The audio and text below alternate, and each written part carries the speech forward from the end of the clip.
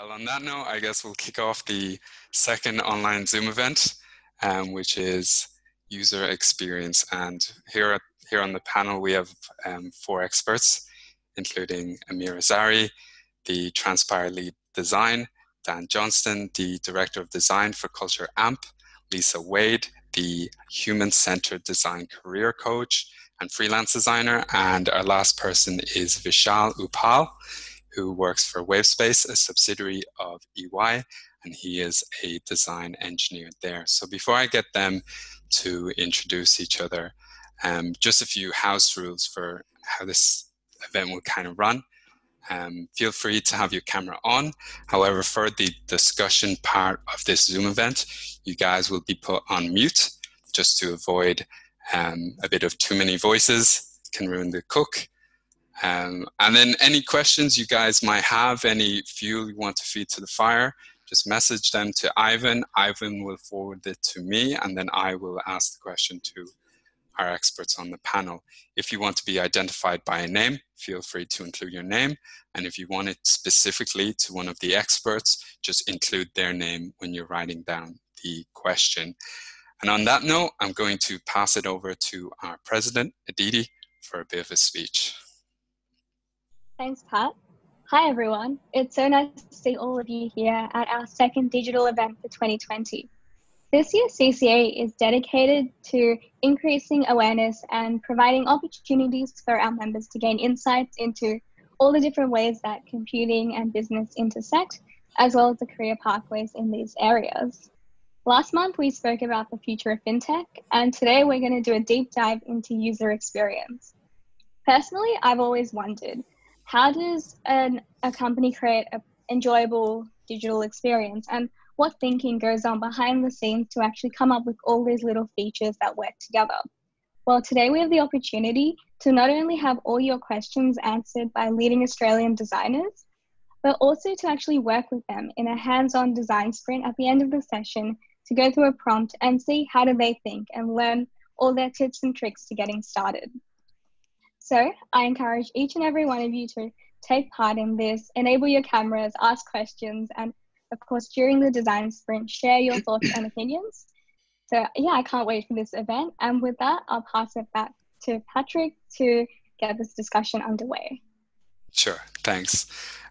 So I guess probably the best way to kick off this event is an open question to our panelists with us. I guess I'll ask you a question each just to give a brief introductory as to how UX plays in your life and what you do in your particular industry. So I might start off with you, Amir. I'll give you the spotlight. Okay, I hope everybody can hear me. My name is Amir Ansari, and I am the Director of User Experience at a technology consultancy called Transpire. So my background is an industrial designer, so I've been in the design field for a very long time. And, I started practicing considered design user experience before it was even called user experience. We were talking human factors engineering or human computer interaction, and then usability. So user experience as a term is quite, quite premature and quite young still. In terms of what UX, how UX plays in my life is, as you can imagine, we're surrounded by things, objects, digital products that are designed, but often the design process is skipped and it's gone straight into being developed and engineered. So, my fellow colleagues, I think I'll have a job for the rest of my life, because at some point there will always be a product or a digital product or a physical product that hasn't been fully thought through and requires, I guess, our toolkit to help improve. That's me. Sure, I'll pass it over to Dan then. Maybe give us a bit of an introductory to yourself and tell us, how does your role fit in the overall area of product design? Hi, so I'm Dan Johnston, I'm Director of Design at Culture AMP. So I kind of fell into design. So my title is design, but I'm not really a classical designer, I'm more a UXer. And my role within Culture AMP involves looking after a number of different sub-practices. So I look after product design, user research, content strategy, visual design, and brand design, kind of. And all of these contribute to the overall experience of the product that CultureAmp has. So for those of you who might not know who CultureAmp are, we're effectively a HR tech company who are trying to make the world a better place to work. So we work with companies like Airbnb and Slack, and we help them improve their culture. So what does UX mean for me, and what does it do for that product? Well, a lot of that is about understanding our users and understanding their challenges and their pain points, and then turning those into solutions that help them. So product design, as it fits the overall product, is what helps to give us signals about what we should do and how to solve those problems for users. Good answer, yeah.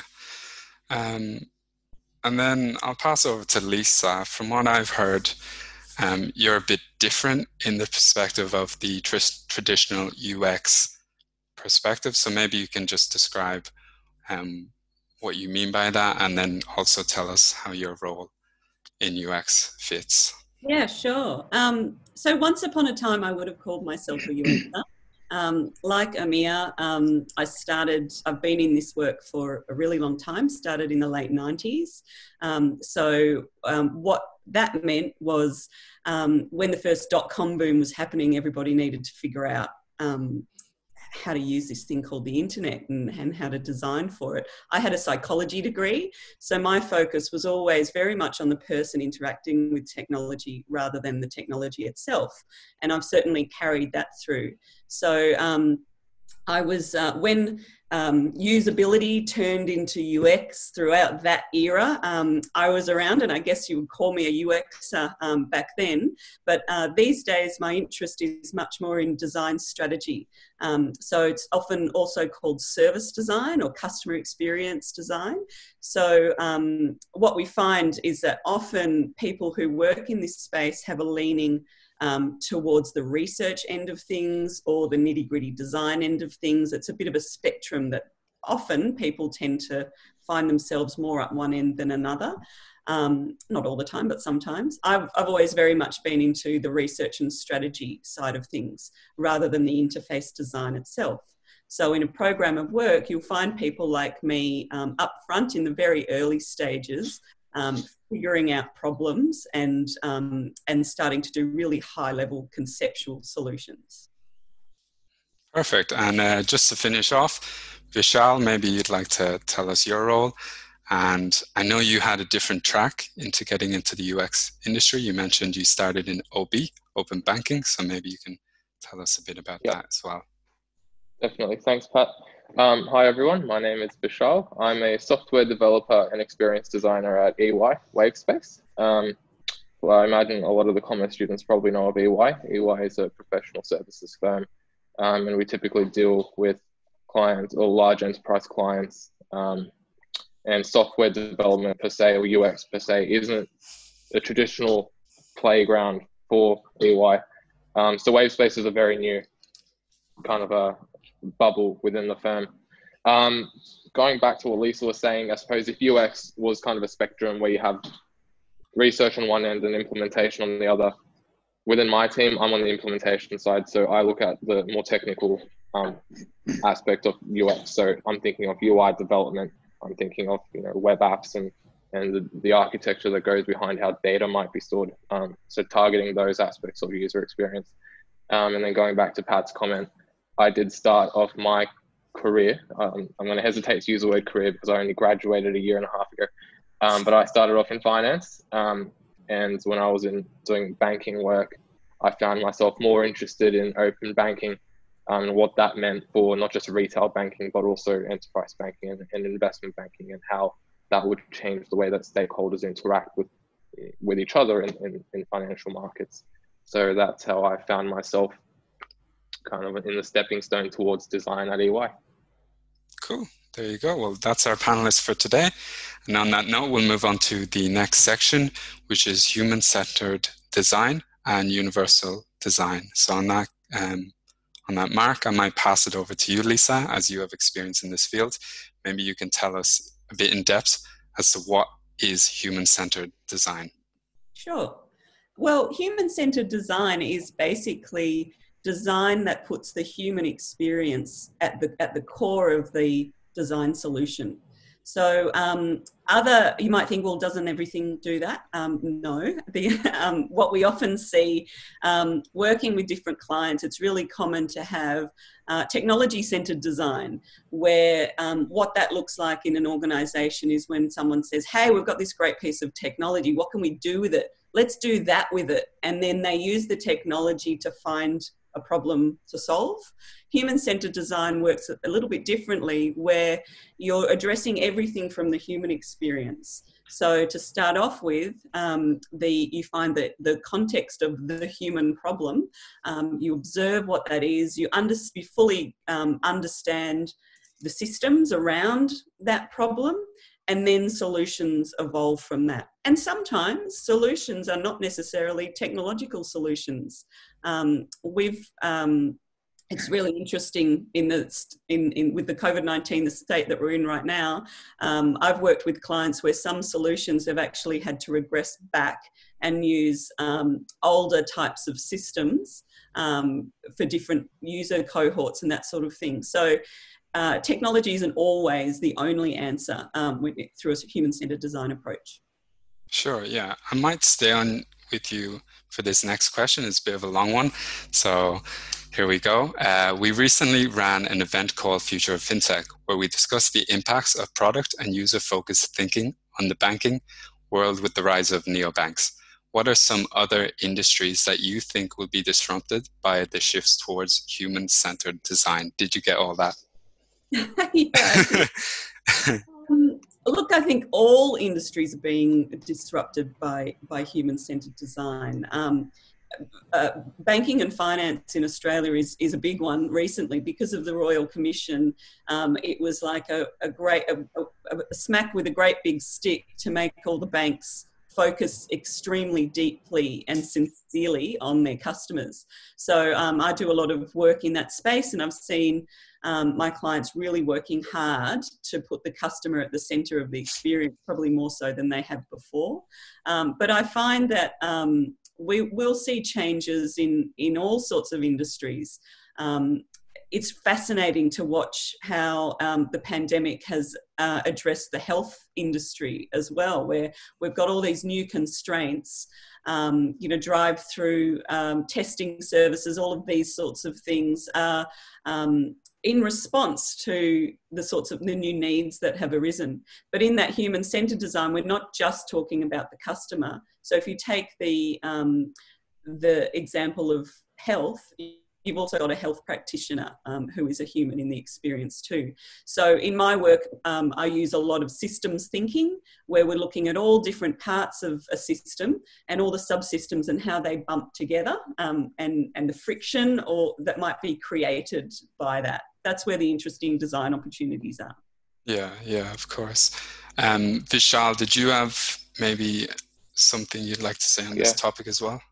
Yeah, especially on the note about finance and banking, that's something I'm seeing at EY as well. A lot of our clients come to us in the past year or two with an aspect of their business that wasn't necessarily before concerned with user experience, and that's the storage and processing of user data. So we're moving into, or we already are in a world where the user experience demands that we touch and interact with, people want to know what information about themselves they're giving up, where it's being stored and how it's being used. And if clients can show transparency into that, that's an advantage in the UX, in the realm of UX. So, and that wasn't the case 5 years ago. But I suppose another industry, just to add on, that I've also seen, which is quite exciting, is agriculture, because you're taking an industry which didn't have a lot of technology in it, and you're seeing a lot of ag tech being introduced, and you need to design these systems so that farmers are able to interact with them and get the right insights. And that's not something that a software developer is going to go into knowing. So, that's where empathy comes in. Yeah. And I guess, Amir, maybe you have something to say on this topic as well. To both Liz and Vishal's point, definitely health is something that we've seen a lot of as a technology consultancy. is probably an area with the biggest impact, as you know, when you think about access to medical services becomes really hard as people moving further out, or when you talk about indigenous area, or people low socioeconomic status. So access to health means technology needs to play a big part. Education is something else that we see a lot of as students globally, and by students I mean even adults as well, have tried to better themselves and improve their career pathways. Therefore, access to technology means human-centered design and user experience becomes really important. Transportation, we talk about mobility as a service. I'm not sure that's a term that everyone's familiar with, but as smart cities and autonomous vehicles and things like that become more prevalent, again, human-centered design or user experience and good design practices becomes really important. And we, a segue to perhaps Dan and his point of view around, people and culture. So, we talked about COVID-19, Lisa, people working from home, and just in general, work experience or design of the, employee experience is something that, the tier one organizations that spend a lot of effort and time. And in fact, banks have a whole design practice regarding just internal staff experience. And so I think, people and managing people and human resources is going to be something that's just going to keep skyrocketing in this space. Yeah. And I might just stay on you, Amir, for this next question. So we're talking a lot about human-centered design. Maybe you can tell us what universal design is and why it's important. Yeah, sure. I'm really passionate about this topic. Universal design is a general term that's been used to, in effect, replace accessibility. So, accessibility and universal design is all about designing with as many end users in mind as possible. In the past, accessibility was associated just with, permanent people with permanent disability, blind, issues or cognitive issues. But when we think about it, disability can be both permanent, or could be permanent, could be temporary. I might have broken my hand, which means I need to use my left hand, or I might have an ear infection, which means I can't hear at the moment, but I will in about a week's time. And also situational. So, when we talk about, it's really glary outside. So, color contrast on an app on a phone becomes really important. Or if you have to be stuck in a train and you need to watch a video, but you've got your earphones, which means in effect, situationally, you can't hear. So universal is just good design practice. And, when you're designing for the people who are disabled, which is about 1 in 5 or the 20% of the global population, you're actually improving the experience for everybody. So it just makes good business sense. Yeah, fair enough. All right, so moving on to you, Dan. I have a specific question here for Culture Amp. Mm-hmm. What does People Geek mean, and how does this influence the design of Culture Amp products? So this came from, this is probably 8-9 years ago, before I was at Culture Amp. So the founders, 4 guys from Melbourne, who started this mission of they wanted to create a better world of work. And they engaged some kind of org psychs to help them with this. So what they wanted to understand is like how to create better culture. And as they started to talk to different companies, they started to find people who kind of shared the same passion as them. There were people who were really passionate about the people that they worked with, the environment they worked within, the culture that they created. And they coined this phrase called People Geeks to kind of identify these people. And what happened is it became this big kind of movement where we have about 40,000 self-identified People Geeks. Every year so last year we held like a 3-day conference in San Francisco with I think like 1,500 people.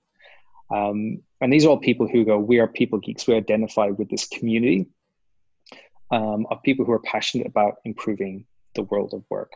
How that influences the design of Culture Amp? Well, on one side, we engage those people very heavily when we're trying to understand how we can improve our product. On the flip side of that is we have a lot of people scientists within our company, both on the customer side who talk to customers and work with them, and on the product side, and they help us to understand kind of like the behaviors and org psych principles and that influence and guide how people will use the products, but also what the products should be influencing people to do. So like it started out as something that was almost like just a kind of a small movement, or sorry, a group of people that identified with the company. It grew into this large movement, but now it's deeply embedded within our product and our company. Yeah, fair enough. I'll stay on you for this next question. We have a question from the audience, and that question is, how do you find the balance between tech-centered design and human-centered design? Are there scenarios in which tech-centric design is better? I saw that one. I was hoping to get to answer that. There you go. I think the reality is, like, you have to be pragmatic about things. There is no one size fits all solution to it. In any good product, you have three pillars that are represented. You have product, which is effectively representing the business, engineering, which is representing the tech, and UX design, however you want to call it, representing the user. It's a very, very broad brushstroke, but that's kind of like what a lot of tech companies, how they structure their teams. There's always trade-offs. There's always negotiations and compromises. If you're talking from a blank canvas, you can do things with best practice and you can be very highly human-centric. If you're working with legacy tech, it's harder, and you then need to make compromises and trade-offs. It's interesting when you see a lot of like new designers coming out and they're very idealistic about it's all about the user. And it's like, yeah, to a certain degree, but you have to work within the constraints that you have. And the way I kind of think about it is that your job as a designer, as an engineer, as a product manager, whatever it is to deliver the most value for your users in the time frame that you have. So say a year or 6 months. So it's not just about delivering the best feature or the best solution to a problem. It's delivering the most cumulative impact for that time that as a group of engineers, product managers, and designers that you can. So sometimes there are more tech-centric solutions. Sometimes you're heavily user-centric and focusing on the user's problems. Sometimes the user's problems that you've identified are not viable business problems that the businesses will want to solve. Sometimes you can find business value in user problems. It varies, and it's as much art as science. So that doesn't give a clear answer. I think it depends is the answer. I think having good partners from engineering and from product management in-house is the best way to kind of work out that balance. Yeah, fair. And then we've got another audience question here. I might point this one to Vishal, if you're comfortable. How do you justify the importance of design in software products? Yeah, I don't have a lot of experience in justifying design in software products, but when you're, I suppose for the clients that I interact with, when you do have clients with a lot of history, they have a lot of information, they have existing systems, and going back to Dan's comment about legacy systems, the architecture of what you're building is something that you have to consider. And so you can think about design in just a front-end context and say, okay, I want the user to experience this and I want the user to feel this when they interact with this product. But the way you engineer your product also has to talk with the way that your systems are storing and processing information. So, you know, design comes in not just in the front end, but it's very prominent in the back end as well. And it's very prominent in how, you know, if there's middleware in the application that translates information from the front to the back, that's also really important. And what I've been seeing in the implementation side is that cloud providers, IaaS providers are making it easier for designers to talk to developers and to get across an idea that the kinds of information this element might be producing are very necessary in about a year's time. So they'll place a stronger emphasis on making sure that information is designed to be accessible later on. Yeah. And just as you were speaking, another question came through specifically for you, Vishal. I'm sure you can see it's how Yeah. does UX fit into consulting, especially at a professional service firm? Do you find there are any challenges with driving design innovation? Yeah, definitely to that second question. It's very difficult sometimes when you have a room full of older people. Well, that's not the issue. The issue is more that design and human-centered design possibly is something that can be quite fluid, in my opinion. You have people respond differently to trends from the past decade as you do to, you know, the last year or the last 5 years. So a prominent example of that, which I've seen a lot, is we had a really rapid shift from having these very skeuomorphic designs to having flat designs, and now we're going back to this kind of new age neuromorphism. I don't know how to say that. But that doesn't really answer your question. Do I find any challenges with driving design innovation? Yes, we've had to re-engineer the way that we talk to our clients, especially when there's a room full of people who are very adamant with the strategy that they laid out 3 years ago, which was their then future thinking vision and their future strategy. And it's difficult to convince people that when you're a risk-averse client, you can't go into the next era of your market thinking that there isn't going to be as rapid change as you've just seen. It actually gets faster and faster. And in terms of how does UX fit into consulting, in a digital sense, it's not it doesn't really fit into consulting just yet. We do have an agency side of our business. It's called DX. They handle inbound traffic and web app development. But what consulting firms are doing, what the Big Four, I suppose, are doing, is they're targeting the initial product development cycle. So they're bringing stakeholders that are relevant to a problem into the same room so they can collect the most relevant insights that go into the design process. And then they start that prototyping process for them. So that's what we do at Wavespace. We go through the rapid prototype and maybe the first few iterations, and then we'll hand it off to our inbound agency team. So there is a space and it's growing. Yeah. I can see, Lisa, you have your hand raised, so maybe you have a bit to say on this topic as well. I do. I've worked extensively in Big Four professional services.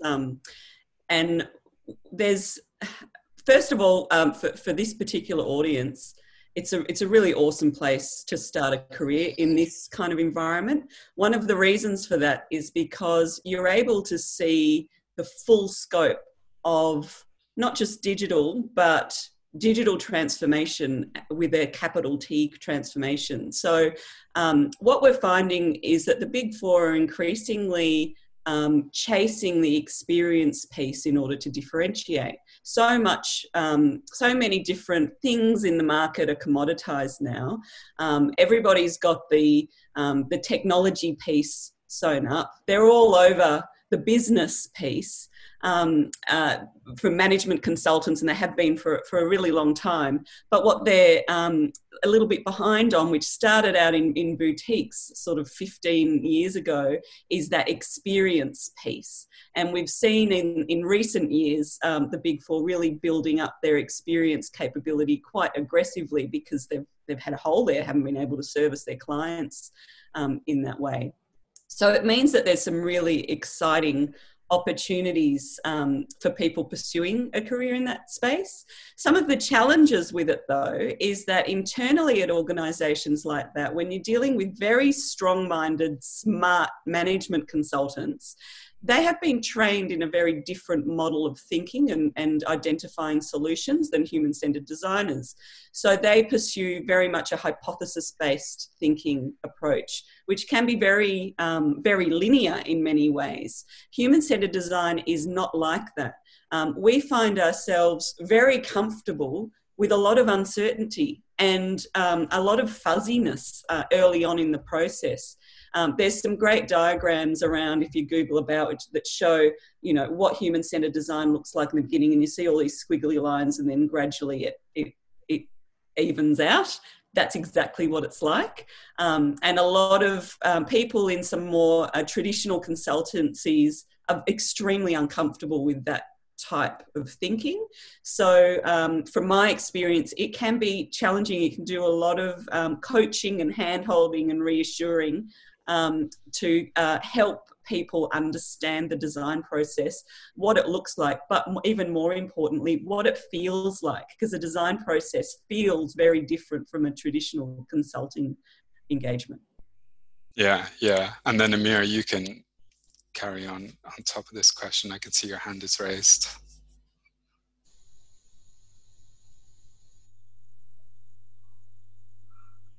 So, yeah, just to reiterate Lisa's point, well, first of all, when we talk about consulting, Transpire is a consultancy. We're, size of 50 to 60 people. So it goes beyond just the top 4 consulting firms. Absolutely, design plays a huge part in consulting. And in fact, the benefits for us is because we're small and nimble and agile, we can often go in and solve problems much faster than organizations could do themselves. One of the reasons is we're not hampered by the red tape. We get paid the day rate, so they have to listen to our opinions and advice and, our methodologies. Probably the challenge for, a proper design process in a consulting space, though, is because we're charging day rates, you're often, bound by tight timelines and deadlines, and often clients want results yesterday. So, in a consulting space, the challenge just becomes having good enough rigor. And by good enough, I mean, that 80-20, doing just enough rigor that you're confident and can provide the evidence to your client, be it strategy, design, or research, but not boiling the ocean because, the tight budget, time constraints. I just actually want to quickly also answer the first question around justify the importance of designing software products. If you think about the number of apps out there in the world, or number of SaaS products out there in the world, it is so much easier now for people to, just to walk away, to close an account, to uninstall your app, to mute your notifications so they never hear from you. So it's imperative that the design of that product is nailing that value proposition. Otherwise, you're never going to have a chance. And if you think about the cost to release a product, be it an app or a website, there's design that often happens up front. There's, marketing, there's software development, which is a huge part of building any digital technology, right? Both during the coding phase, but also post-release and supporting it. So if you get that design wrong, the cost to then go back and fix that design is astronomical. People, quote, and 100 times the cost of having done design up front. So absolutely, design is paramount in software development and digital product, and it needs to be done at the right time, often as early as possible, to help sort of point that product in the right trajectory. Sure. Yeah, great answer. Just in light of time, we're going to move on to the next section of this discussion, which is data-driven design. I'm going to ask this question to Dan. Often we hear UX and think of creativity associated with it. What role do analytics play in improving overall experience? I think analytics are enormously important. I mean, I would look at it as, so product analytics, where you are looking at data to help you understand how people use your product, versus lots of other different signals that you can get to help inform you about user behaviors and things like that. But prior to being at Culture Amp, I was head of UX at Domain, which was REA's competitor in Sydney. And when I started there, we were much smaller. We didn't have any real data. It was a bit of a shit show, but we hired an amazingly talented data team, best I've ever worked with. And we went from a place of complete blindness to deeply understanding like how people use the product. And that hugely impacted the work that designers did, because they could help understand what people were doing, not the why, which is why you need to do research, but it helps understand what was happening and also how behaviors were changing over time. And what we realized was that there are no kind of absolutes. There was one thing we did where with the Android team, we had a hypothesis that the floating action button, material design was relatively new at this stage. The floating action button was kind of like something that was the primary action that people would use on Android phones. But we had a hypothesis that people weren't ready for it yet, and just a larger, big sticky button would increase the amount of usage of certain features. So we ran a split test and we found that that was correct.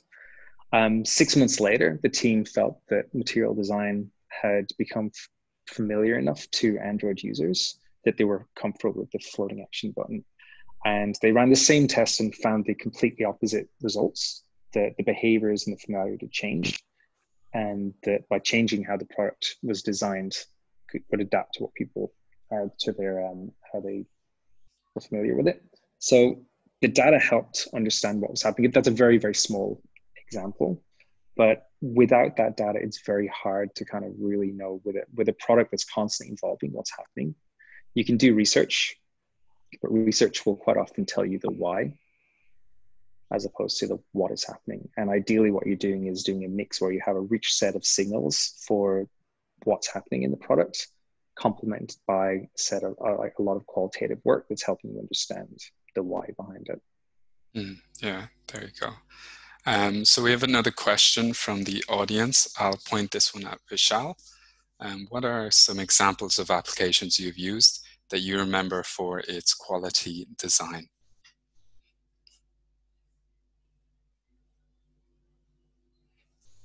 I'm going to hesitate to respond to this one.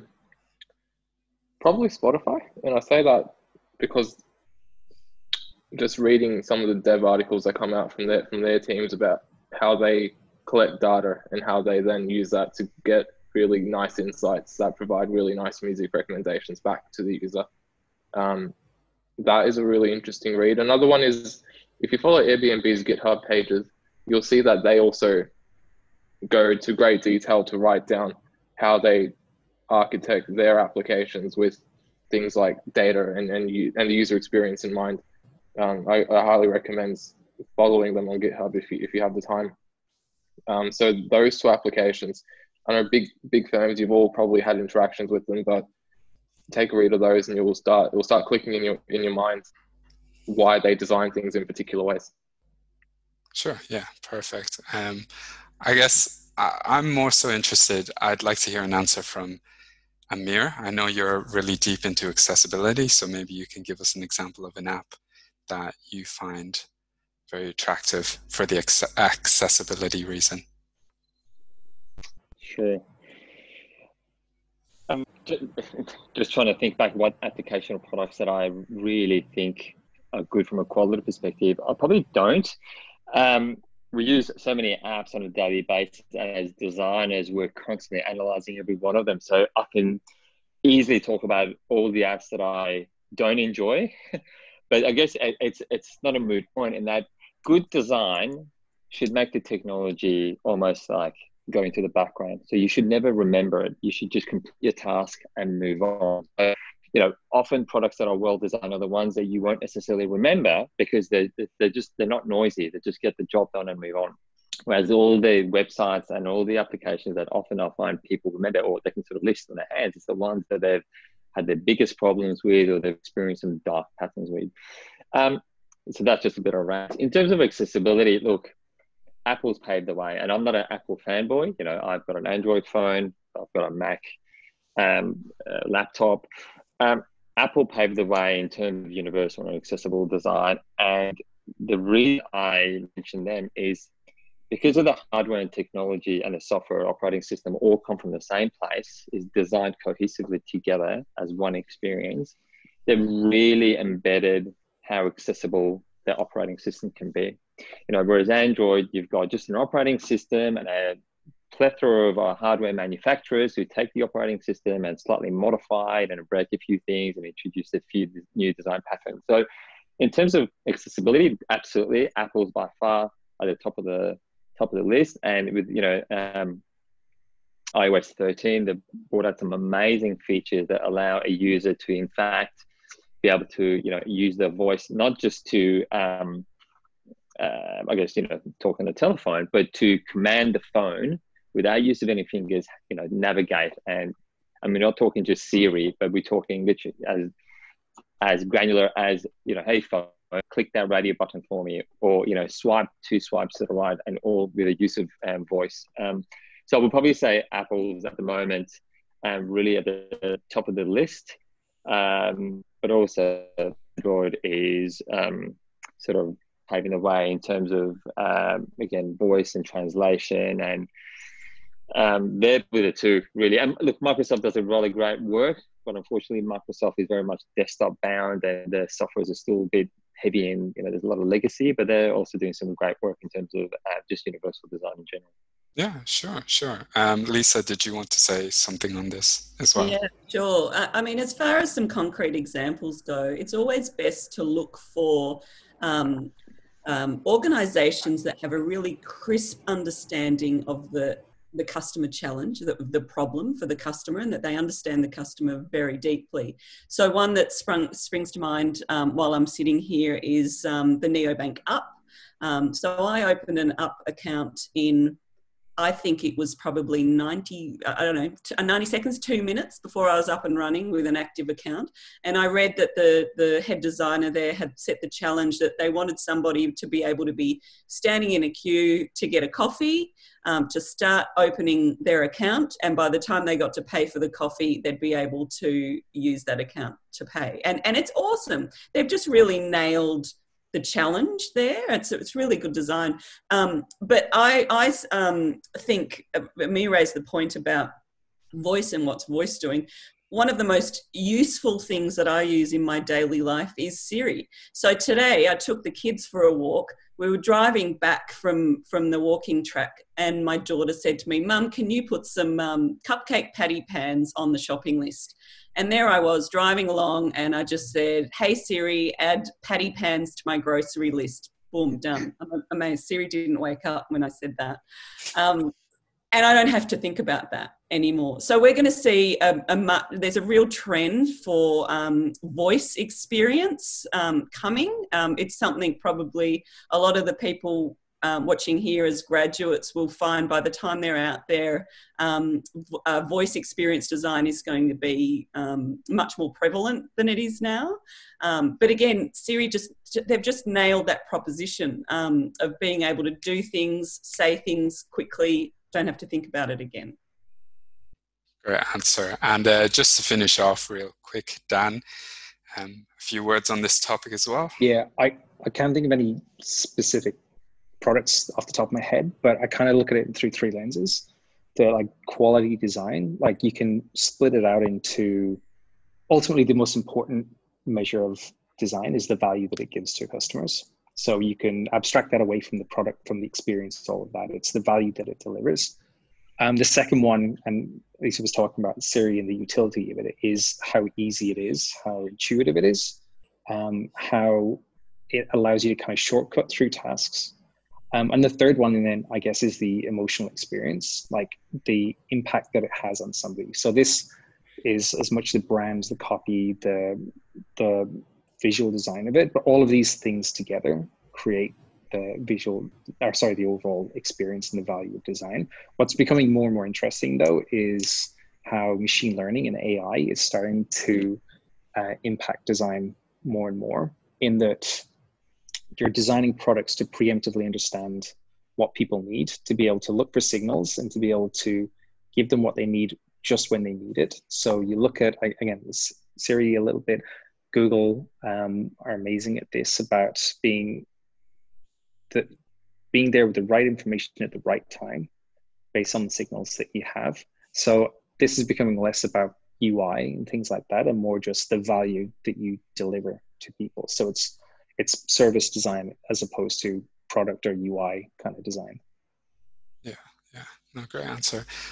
Just to give you guys enough time for the breakout rooms and the activity, I'm going to ask the last question, which relates to career pathways. Maybe if you guys each could just say 1 or 2 sentences for any advice you might have for the students watching. So I might start with just back to you, Dan.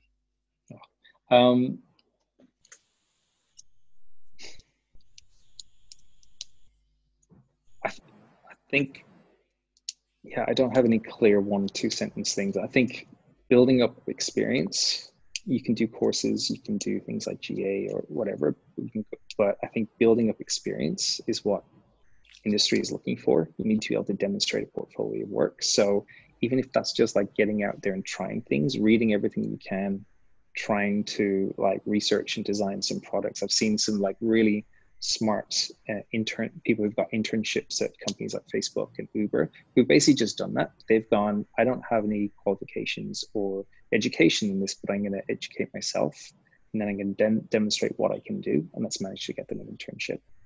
Yeah, fair enough. Lisa, maybe. Yeah. Look, if anybody's sitting there listening to all this thinking, oh, wow, this sounds like an interesting career, it is. It is a fascinating career. It's, something that I said as I stumbled into a long time ago, and it's kept me interested every single day. It's a career for people who have insatiable curiosity.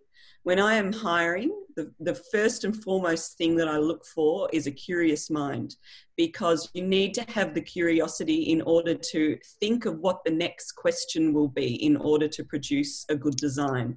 A person who isn't innately curious won't pursue the design to the nth degree that way. So foster that sense of curiosity and an interest in people and what makes people do the things they do.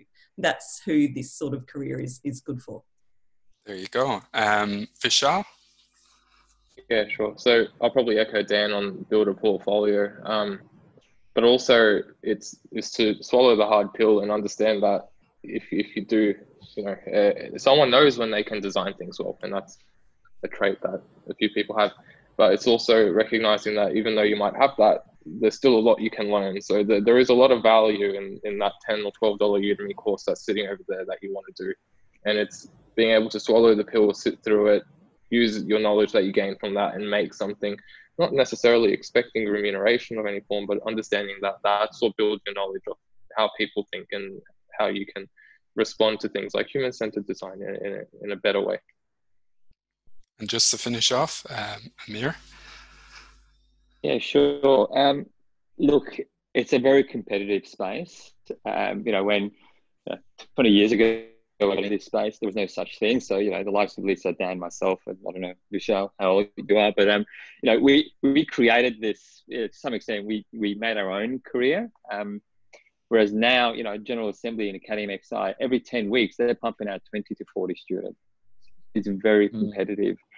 So I guess my single advice would be find a mentor, find someone who's connected, someone that has network, and learn from them. Yep, absolutely. Like Dan said, read lots, go to events, do courses, get a portfolio. But you need to understand what it's like out in the industry. You need to be front of mind. So get networking, start to connect with people via LinkedIn, and find a mentor to give you, some guidance on what to do and what not to do.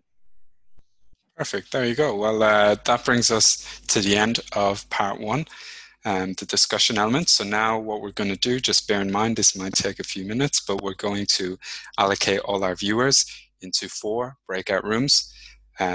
Each breakout room will have one of our panelists, and they'll describe the activity, but what they'll do is they'll give you a design prompt and they'll explain more about it. So thank you for the discussion. If you have any more questions, feel free when you're in the breakout room to ask your mentor.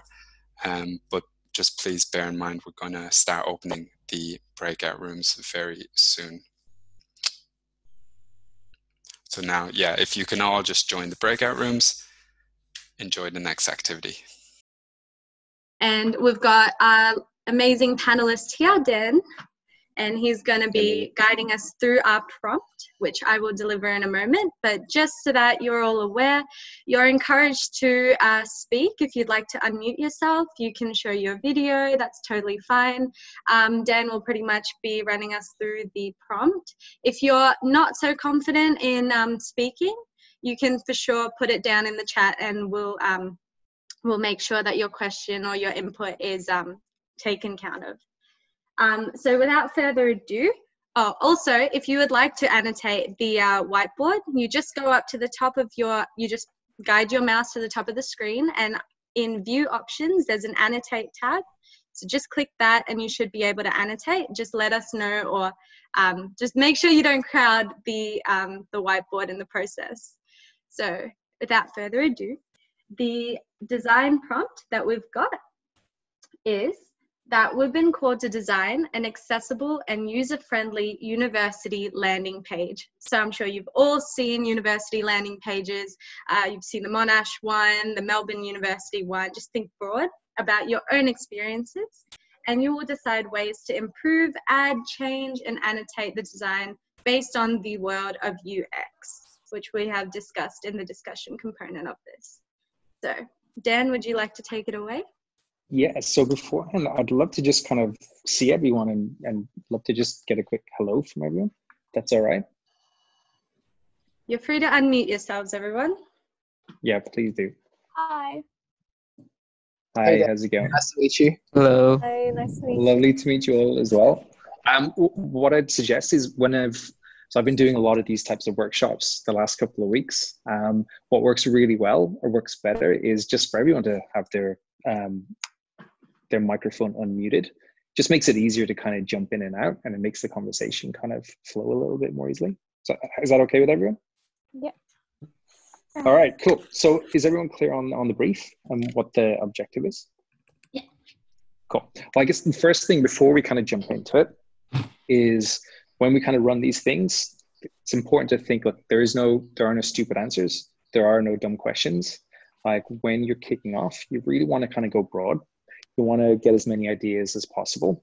So, and I can tell you this, I have said many, many stupid things in the past in workshops, but that's okay, because you can often get to a good place with those things. Ideas that sound crazy can actually kind of go somewhere, or can give somebody else an idea that they hadn't thought of that can then kind of spark some creativity. So in these types of sessions, it's really important to not feel like self-conscious about throwing some ideas out or questions out. It's encouraged, good, bad, and different, everything. So how does that sound? All right, Yeah, awesome. good. That's good. Really Cool. good. So I guess, look, anytime we would do something like this, and we're doing a bit of an accelerated version of this, the first thing we would want to do is start to kind of like talk through what those kind of challenges and pain points and opportunities might be for the users. So from your own experiences, what type of things might you think of? Universities are pretty big, so like just thinking about like the people who are going to be there. They may be students, they may be researchers, they may be people who are just in the area, just interested. So probably want to think about that first. In terms of you talked about pain points, right? For students, it's probably like just looking for like courses and like course help, I guess. That's one. So, can you write? So is it course help? Yeah, as in I'm going to university next year. Oh shit, what am I going to do? Oh yeah. Who else? Any other thoughts, Vivian? I would say the color scheme matching the company's logo as well. Okay. So the color scheme, yes.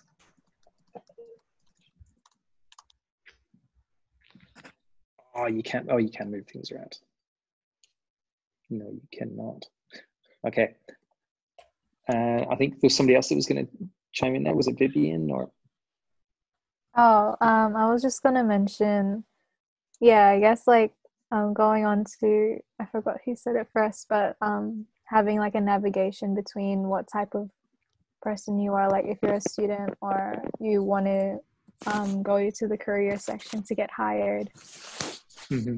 So is that around the type of person you are, or is it around the type of task that you're looking to do? Oh, true. I guess that's on the type of user you would be. Cool. Okay, so actually, are we all able to annotate simultaneously? You should be able to, yeah. Sweet. Okay, so if people want to just add things in, so typically what we do when we'd run a thing like this, we would just get Post-it notes and we would dump things onto the page. And you're going for volume, so it's quantity over quality.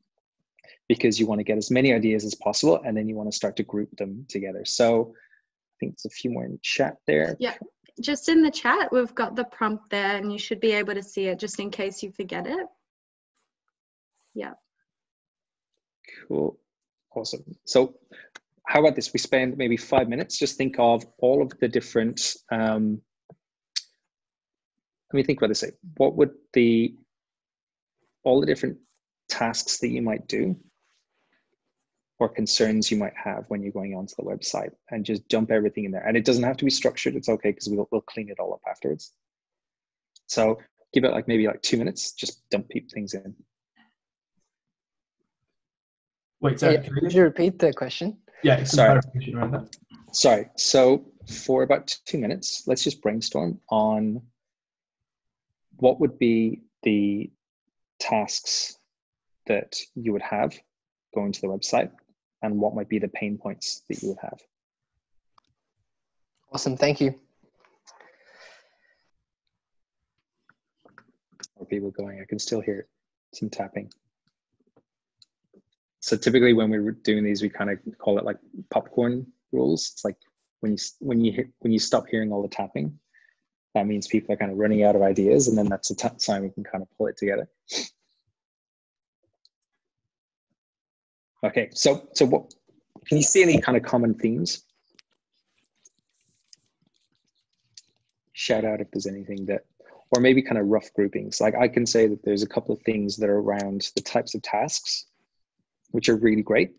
And then there's also some really good things around kind of like the interface and what you'd be accessing. So around the search bar and the color scheme and the graphics.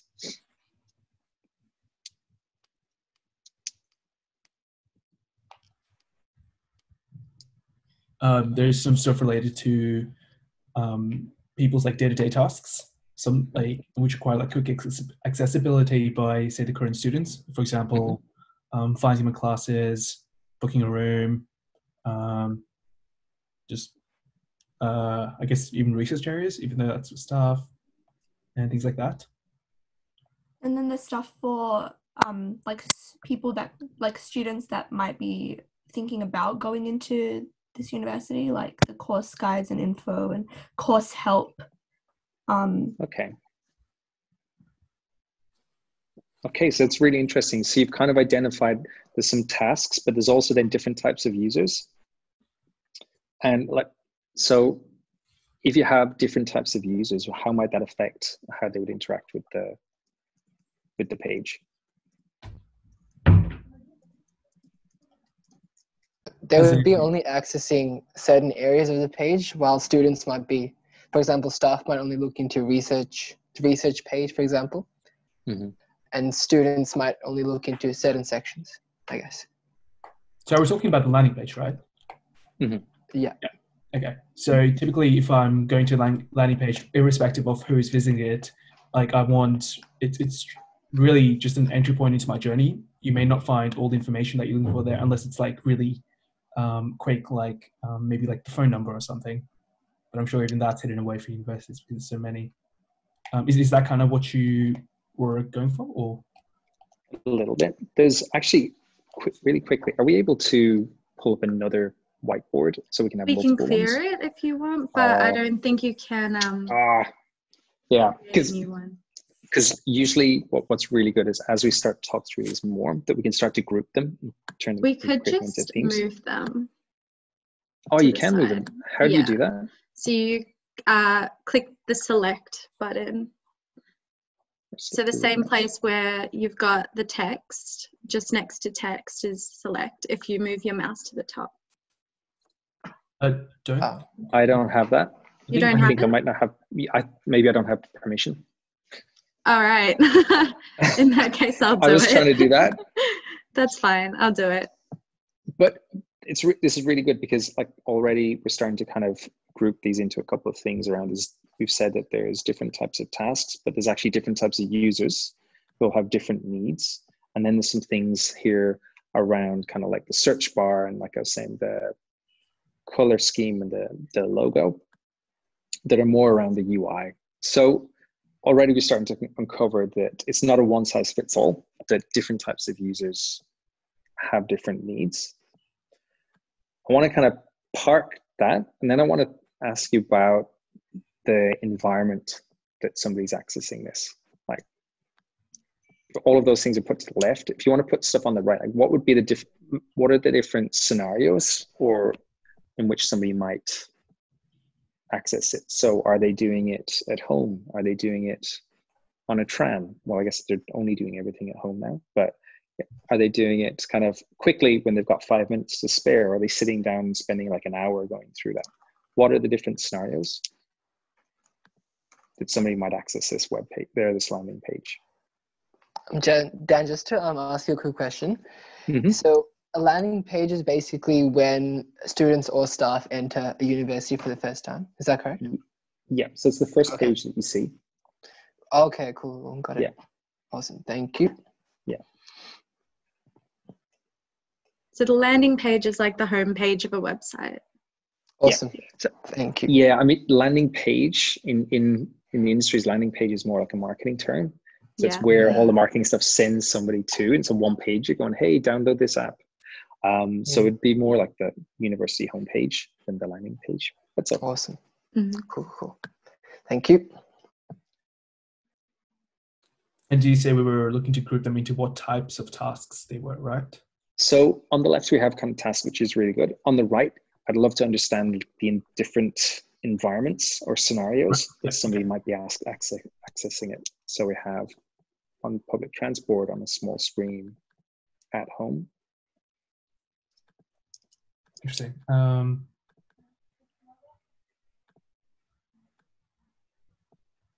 So something like booking a room or finding study spaces around the university, you probably do it on your way there or while you're there. Whereas something such as like course help or just looking at like course guides, you might do it at home just because it's a more involved activity. Is that kind of where you were? Yeah, okay. That's it exactly. And the reason why what we're slowly starting to flesh out is that first we're thinking about it just as a landing page, but now we're starting to think about, okay, there are different types of people with different types of needs in different types of environment, and each of those impacts on how you would design the product for them and help them meet their needs. So you've got a few here that at home, in environments where you've got smaller real estate on your screen, you've got lower light, and you maybe got limited time. How about how long somebody might spend, or sorry, not how long, but how frequently somebody might access these tasks? So I think there was a couple of examples that were given there that you're doing things on the way. In what were those tasks again? As in just quickly doing them, or maybe just visiting like your student like related website, maybe something like WES, which we have for like course admissions and such. Maybe your a learning management system that might be pretty quick. Is there anything that you would access very frequently? Oh, right. Probably unit guides or unit course information. Okay. So how often might you access course information? Let's say the early stages, maybe twice a day or 4 times a day, depending on how many subjects you have. So that sounds like something that you'd want to be able to access pretty quickly. You wouldn't want to have to jump through a lot of hoops. Exactly. So how might that start to change your thinking about how you would design the landing page? Probably an easy access to it, enabling an easy access to unit courses or unit information. Okay, cool. And you mentioned you might access it a couple of times a day. Where might you access it? Probably at home, maybe even whilst traveling to university or some other places. Okay. Yeah. And are there any things that you can think of that you might urgently need to quickly access on the fly? maybe assessment requirements for having a test beforehand.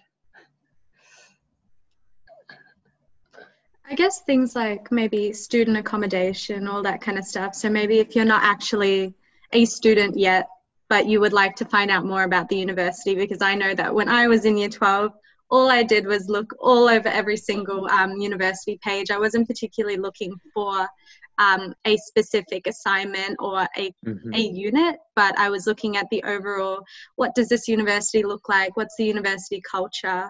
And and sort of, what courses they offer. And that's really interesting. What were you looking for? Like, what type of emotion were you looking for out of that? What type of, sorry, can you clarify? You were looking to find certain information. Mm-hmm. So the information was a means to an end, which was, were you looking for confidence that this is the right place for me? Or Yeah. And that might not be in the information itself, but that could also be in the graphics or the coloring. Often you visit a website and you can tell, you go to maybe a childcare website and you see a lot of fun colors and you think, oh, this is where I want to send my child. And you go to a university and maybe what you're looking for is maybe something prestigious. Maybe you want something world-renowned. Perhaps you're coming from overseas, you've never seen an Australian university before. Perhaps, the colouring and also just understanding accommodation, maybe costs, I don't know, things like that. So it's really interesting. So we started off kind of looking at just like, what are the things that you might want to do? Then we start to unpack that. It's not one size fits all. There's different types of people. Mm-hmm. Then we start to kind of say, okay, well, the situation is not always the same. Sometimes you are sitting at home, you have time, you're in front of a laptop. Other times you're quick on the fly and you're on public transport and you need to quickly get access to information. And some of that information you might access frequently. Other information you might only access one time, and that's it. Mm-hmm. And now you're saying as well that like how you feel about the interaction with the site is also really important. So yes, finding the information is one thing, but how you feel about that site, that university, is also really important. And that actually, there's a thing called the halo effect, which talks about, it's almost like, it's similar to attractiveness bias, which is basically that if you like somebody or something, you're much more willing to kind of forgive its faults and think that it's better than it is. So this sort of kind of emotional consideration is really important in product design as well, because it's not just about getting to A to B. It's about making how people feel about going from A to B. So the branding, how you use like language within the site, how it makes you feel, these are also really, really important for the overall experience. So already we started to unpack that, like there's different types of users. Those users have different types of tasks. There's different environments in which you use them. There's different ways that you access those tasks. So some are like frequently accessed. So you want to like design it so it's quick to get in. Others are low frequency, where you just need to find it easily for the first time. And overall, the experience is really important as well to it. So if I was to just write those down, here's our environment.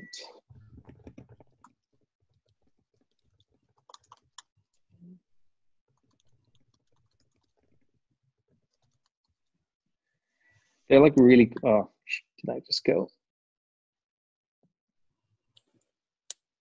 They're like really good examples of some of the kind of different dimensions that you're thinking about on this. So when you think about the problems that people have, it's not a one size fits all. It's contextual to the environment they're using it, who's using it, what they need it for, and what outcome you want at emotional level. So there's a thing called jobs to be done, which is the idea that a hammer, the purpose of a hammer is not to hammer a nail, or somebody doesn't buy a hammer because they want to hammer a nail.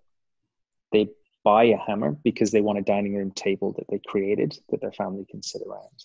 That the core needs that they have is not just about the task, it's what that task gives them, which is quite often an emotional thing as well. And product design is kind of the same. So if it's a university, there's a really good point that you made, that if you're thinking about where you're going to go to university, there's a lot that the information that the university site is looking to convey to persuade somebody to do it, beyond just here's the information that you're looking for. And it's the same in products. So there's examples of emotional design like that, where, have you ever heard of a product called like MailChimp? So MailChimp is really famous for kind of using emotional design. So they used to have this like mascot called Freddy, and this is going back a few years, but he used to like send people like little YouTube links and kind of make little comments when they're doing their kind of work. And they did this thing where Freddy occasionally would say, "Oh, nice haircut." And I was chatting to the guy who's the head of design there, and he told this story when he came to visit our office. He was saying how they just worked out the numbers. They were like, for a guy gets a haircut maybe once every month, for Oma it's like every couple of months. So if we've got hundreds of thousands of users, if we do that once a month, we're going to hit hundreds and hundreds of people, thousands of people who've actually got a haircut that day, and they're going to go, "Oh my God, this is amazing." And this product, which is a utility, which is just to send out like email marketing, which is not a fun job, they're sitting there not getting paid much in a kind of windowless room, to have that kind of emotional connection to the product, they remember that and they tweet about it, and that sticks in their memory, and it's transcended the utility of the product into something bigger. So when you're thinking about product design, it's how you can help people do their job, but it's also important about how you can make them feel about it. So sorry, that was a bit of a monologue that I kind of went on, but that's all right. So we've got about 5 minutes or so if you'd like to continue on the design prompt, and we'll be heading back into the main session pretty soon. Sure. So of the biggest pain points, we didn't really go into the pain points, but like of the use cases that we have here, which would be the ones that you would want to prioritize?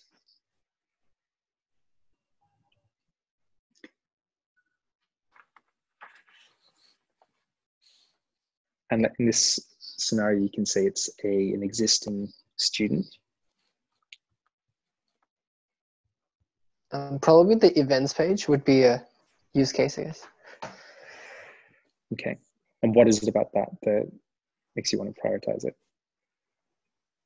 So, sorry, could you repeat that again? What is it about that one? Oh, just because it attracts all the students. I mean, it informs students about the events that are happening, and students might be interested about like what's happening around uni. For example, like free lunches, or concerts and events like that. That are really important.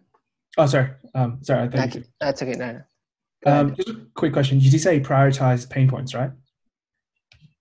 I was saying pain points before, but yes, tasks, because we haven't really gone into pain points. Oh, right. Okay. Well, one of the biggest pain points, just looking at like volume is something that was mentioned before regarding just people trying to suss the university out, and trying to see what they're about, what's happening, do I really want to go here and such, in just terms of like the volume. The volume of information, is it? Oh, no, I'm just thinking about the volume of visitors, like, how, I hear you. Yeah. Like that would be one of the most used use cases, I guess. Is that, visitors to the university? Yeah, so people who are interested in the university, so it might be prospective students, might be people in the area, might be current students. I mean, Monash University has like 80k people, so yeah. Okay, so the biggest pain point that you say is how do you phrase it?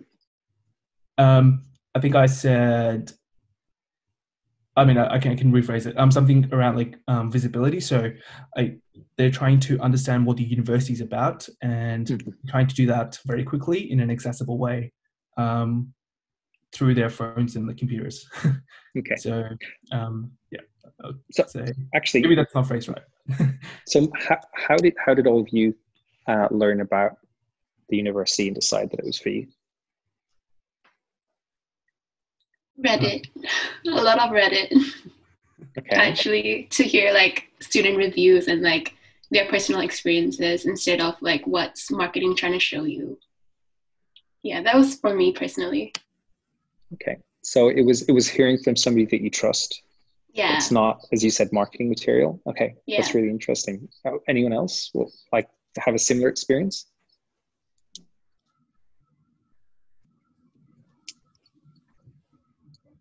My high school was on campus, so not really. Yeah, I guess it's the same as me. I mean, you have to hear about the university before you visit the page. So what she's saying is really valid because it's to do with sort of what you hear and all of that before you access the website. But I think once you enter the website, you do want to get the feel that, yeah, this is the right place. Yeah. And just going back to the point around going on Reddit and hearing from students, like, do you all value the opinion of or the feedback of other students more than the university in what the university is like? I think reputation plays an important role as well, okay. But you need to have those reviews to back up and like to actually prove that it's up to the name. So I personally trust like people's opinions more than like what the uni has shown that they're capable of. Okay, so having the reputation is not enough. You need some kind of validation from others that you trust. Yeah. So from other people like you or people who are going to be in the university. So how much? Oh, I think we're going to get through that. How much? Yeah. So I think we do have to wrap it up now, but that was some really, really great discussion, and I'm really glad to see that everybody has contributed quite well. Sorry to cut you off there, Dan. Oh, no worries. No, like this is the really interesting stuff. The kind of solution is kind of like whatever. It's like the teasing out the problem and kind of like working through the kind of the different aspects of it that you might not have initially thought of, and bouncing ideas off each other and gaining more new insights from each other. That's really, really valuable. So nice work. It was really good. And you unpacked this really, really quickly as well, which was awesome. Good stuff, everyone. So yeah, apologies for kind of going off on a tangent a bit. No, we like tangents around here. That's fine. All right. Well, I'll see you all back in the main room. I'll see you all in the main room. Yep. Thank you. Thank you. Sitting in my development lab, and I'm working on this with my team. The technical frameworks that we're thinking of are things like the F structure of the website. So when you read a website, you'll read it top to bottom and you'll read it left to right. But the more you go down, the less likely you are to read things left to right. So what are some of the common purposes that someone might visit a university landing page? They want to get more information about their degree. They want to retrieve the unit of study outlines. They want to retrieve, I don't know what you guys call them anymore, the Krikos IDs or something of the course. They want to see their student financial statements, things like that. You put that all on the first line, or you put links to that all on the first line. So that very much answers the do part of the equation, and also the think part. The student is thinking about the purpose of why they're there. It's already valid in their mind. It's not like Spotify where you kind of jump on and you're just like, oh, I'm in the mood for this, but I'm ready to change that based on suggestions. I had a quick question actually, Vishal, about this. I know that so I'm an international student, but when you jump on these websites from abroad, they actually ask you, are you a domestic or an international student? And sometimes they even further ask you, are you planning on doing your undergrad, your master's, or your PhD? So like, is that also a way that grouping sort of the people who would come to your website, is that something that we could also discuss here? Yeah, in terms of, I think that's an excellent point.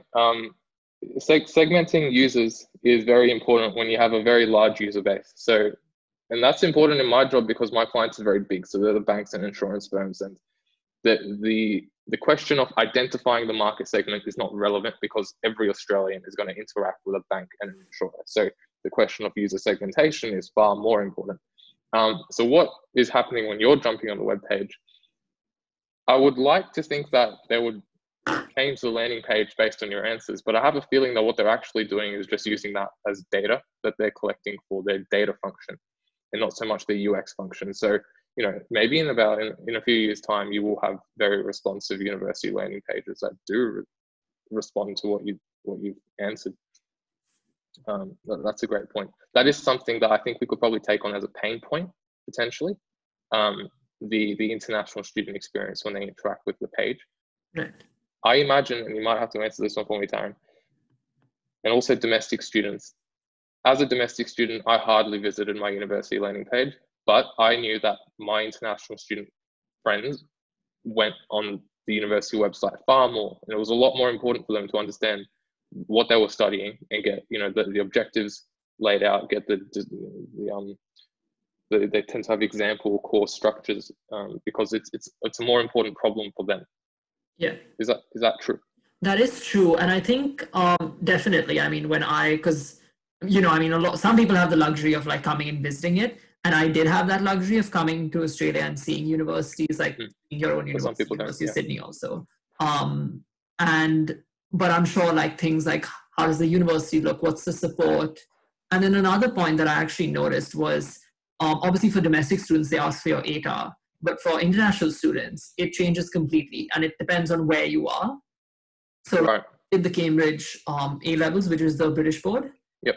And like, obviously my requirements were different from, I'm sure, someone who came from China or someone who came from Taiwan, you know, so. Yeah, I'm just gonna make a quick note of this. I think that we have a decent, I'd love to hear other people also kind of chime in on this. I don't want to hog the light here. But I think this pain point of the international student experience is probably a big one that we can take forward. So I'm just going to write it down on my other laptop here. Ooh, there goes Doorbell.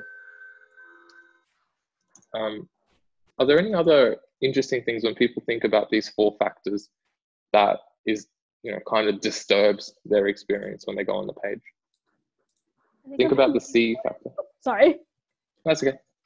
I think something really important to consider is that like when students want to like, or anyone that visits the webpage, when they want to find information, like they don't want to be like searching through a lot of different like links and tabs to find exactly what they're looking for. Like it should be laid out in a way that it's quite easy to see all the different areas that you want to like look for. So like just saving like the backlog of like trying to find certain stuff.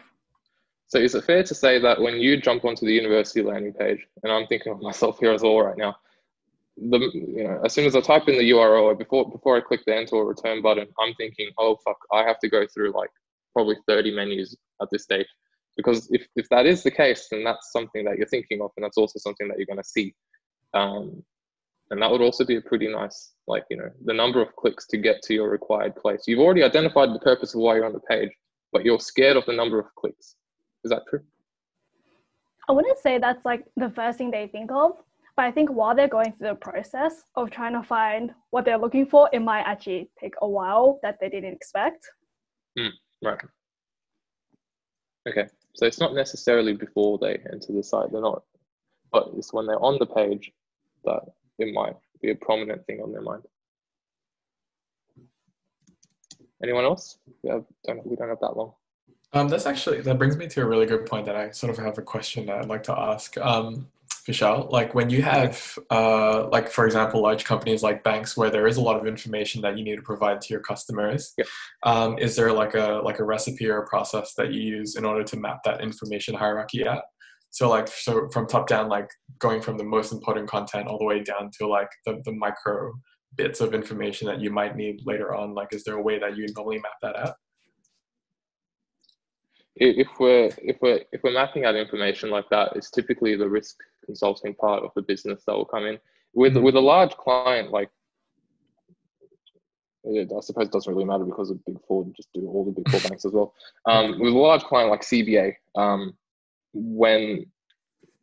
Just out of curiosity, is your question touching more on like when a user is inputting information into the website? No, more so like, all right, like talking about it in this example, like if I'm a student and I know that I'm going to be overwhelmed by all this information, like is there a way university can map the information out more effectively? Yes. And like, yeah. Yeah, so and it's not a science. There are sciences and things like color theory, but in terms of information collection, it's very human-centered. So what you want to be doing is you want to be asking questions that might be a bit more personal, obviously respectful as well. A bit more personal first. And the reason you do that is because when someone is asked something very personal, they feel like they're going to get a tailored response back. So if I jump onto a bank's page and I'm opening an account, if the first tool I'm interacting with is some kind of calculator that says, hey, you know, what is your investment time frame? What is your blah, blah, and blah, blah. The end result might be the same as if the first question was something else. But to me, as a user, I feel like, you know, I'm receiving something that's very personal and very tailored, and I'm pretty happy with that. So in terms of when you're organizing a hierarchy, yeah, your name is a personal question, but there are better personal questions out there, right? We're in a market dip, I suppose, right now. So a lot of people are thinking about, hey, is it now the right time to buy into some kind of equity or bond market? So that's a more personal question. That's better than your first name. That's a good point. I want to get to 3 pain points. So we have the international student experience, and I really like that one. And then we also have, when you jump on the page, you already know why you're on the page, but you're suddenly overcome by how many pages you have to go through. So we have those. Does anyone else want to chime in? I'm not sure if this is really relevant, but in terms of as a domestic student, when you're jumping on the page, I think you want to see like tabs or something that you can click into that's specifically relevant to you. So like, for example, the one thing I can think of is, you know, current students and what they are currently experiencing in university, or something like accommodation. So terms that really stand out to you specifically. Yeah, okay. I like how you mentioned the idea of tabs there as well. So if someone is really into software development, or sorry, more of web development here, this is where, I don't know, sorry, who made that comment? I couldn't see that. But this is where, this is where your sitemap is really important. So think about the bottom of the web page. If someone has scrolled through the entire web page and they're like, hey, I didn't find what I wanted to find, that's where the links at the bottom are very relevant. But also engineering if you have some kind of navigation bar at the top, you want to make sure that that's accessible. It's also compliant with the WCAG, Web Content Accessibility Guidelines. So yeah, I don't know if that's a pain point per se. I suppose it is. But in the interest of time, we're going to move on. So is it possible to get a new whiteboard, please? Okay. Yeah, sure. Thank you. Can I just? Yeah. I can just do a new one. That would probably be easier. Yeah. Yeah. I suppose we're not really filling in these templates. I just want to make sure that, hey, you're all aware that these templates exist. It's not a science, but it's a nice tool. That's right. The next thing that we're going to do is kind of, I call it the how might we activity. So now that we've got our pain points, so I'll recite those pain points: the international student experience, the number of clicks to get to where you want, and having consistent and clear navigation, I suppose. Now that we have those, Taryn, do we need one pain point or? I mean, it's up to you if you want to focus on one and take that all the way through, or if you want to just like go through each one and, you know, just. Okay, sure. So the how might we framework, effectively, you're asking yourself, how might we design a better way for, and this is where you identify, let me just write this down, so for. Oh, you could use the text, Vishal, that's probably easy. Oh yeah, easy, cool. So how might we design a better way, and then you're going to ask yourself for, and then you have to answer what audience. 2, this is your action, and then so that, and this is where you provide your outcomes. So if we go back to our first pain point that we have, the international student experience, and I might ask Taryn, I might be the only international student. So how might we design a better way for international students to, if you have to answer that 2 part, what are you going to say? So, okay, so The 4 is for international students to ensure, oh, sorry, low on battery. 2 is to ensure that it's sort of country specific. Is that the direction? Well, that would be more in the so that category. So what we're trying to do now is we're just trying to break down the pain point to understand what we can target in the pain point and what we can't target, because we can't target the 4 and we can't target the 2, but we can target, oh sorry, the so that, but we can target this second category in the middle. So we'll see that play out when we kind of break it down. So I'll help you here a bit. So we want to form a sentence. So how might we design a better way for international students to get information? Yeah, I suppose it's, yeah, get information if you want to make it simple, but also kind of get information that is relevant to them, relevant to their accommodation, relevant to their fee structure. You can kind of append to this, you know, many commas. Right. Yeah, so that's where you're breaking down into very discrete, targetable and tangible things, right? Yeah. And then you continue this sentence by saying, so that the user experience or the international student experience is elevated, or some. I've got an example, like if it might help, because I'm actually an international student as well. So, but same concept. I'm going to build on what Tarun was saying, which is basically how might we design a better way for international students to identify the qualifying grades from their respective countries, so that they would know if they could actually apply to Monash in Australia. Does that I make love sense? this. Can you type that into the chat? By chance, I just want to make sure that into the chat. All right. Do we play this back out of curiosity, Tarun? What do you mean play this back? It is being recorded. Oh, right. Okay. On the YouTube channel, yeah. Sometimes when we do design activities, we break out, we'll come back and play back and share as a group. But I imagine in the interest of time, that wasn't engineered into this event, so that's fine. Yeah. I don't know why I was freaking out, and that. I'm like, oh shit, I got to capture all this down. No, we'll keep it simple. Cool. Yeah, I like that. That's great. So you've broken the problem down into something that's quite tangible. If we go to our second pain point, the number of clicks to get to, I suppose, your identified purpose, would someone like to chime in there and try and complete that as well? I don't want to hog the mic here, so. No, silence is okay. I like silence. So the second pain point was clicks, right? Yeah, you know, the headache of navigation. Okay. So how might we design a better way for students to get to the desired page, or to retrieve the information that they already know they're looking for, right? That already know is relevant here, so that we don't waste the student's time. And this comes back to, I think it was Amir or Dan in the panel earlier said that you want to make sure your experience is pleasant, and you can apply a science to this, and that's, you want to make sure that something is very hedonic or gestalt. I don't know if you guys have human-centered design as a course at university, but you might have heard those two terms, or maybe several terms like that.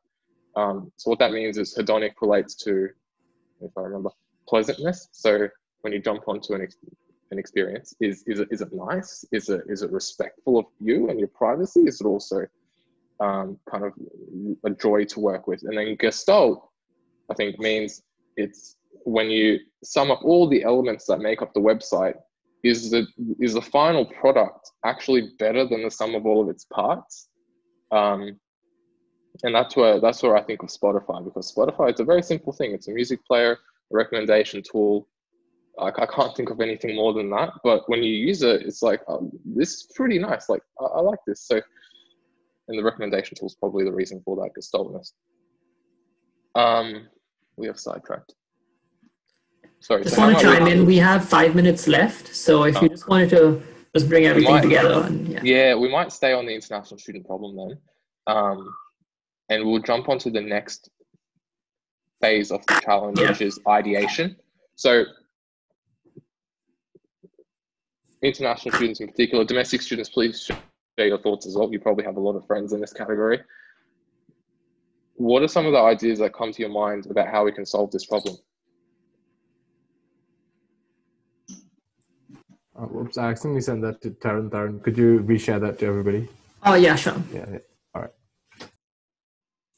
Yeah, is that the how might we think? Yeah. Yep. Yeah, awesome. Thank you. So when you read this, are there ideas that pop into your mind? And I think we already got one earlier from Taryn when he revealed to us that when he was on the site, it asked him these questions. And I don't actually think that the web page responds to those questions, but it's rather used for the data function of the firm, of the university. So one idea could perhaps be change the website based on those answers. Yeah. Could it be that it tries to like, it just asks for your location, and then, I mean, this is a bit very technical, but it just asks for your location and it sees where you're like where you are in the world, and based on that, based in which country you're in, or even if it's like really advanced, which area you're in, you know, like maybe some parts of certain countries, like for example, in some states may have different education systems, like the way it is in Australia as well, and based on that, it sort of tailors the results just for the most common, you know, education system in that country. And that's great. That's great.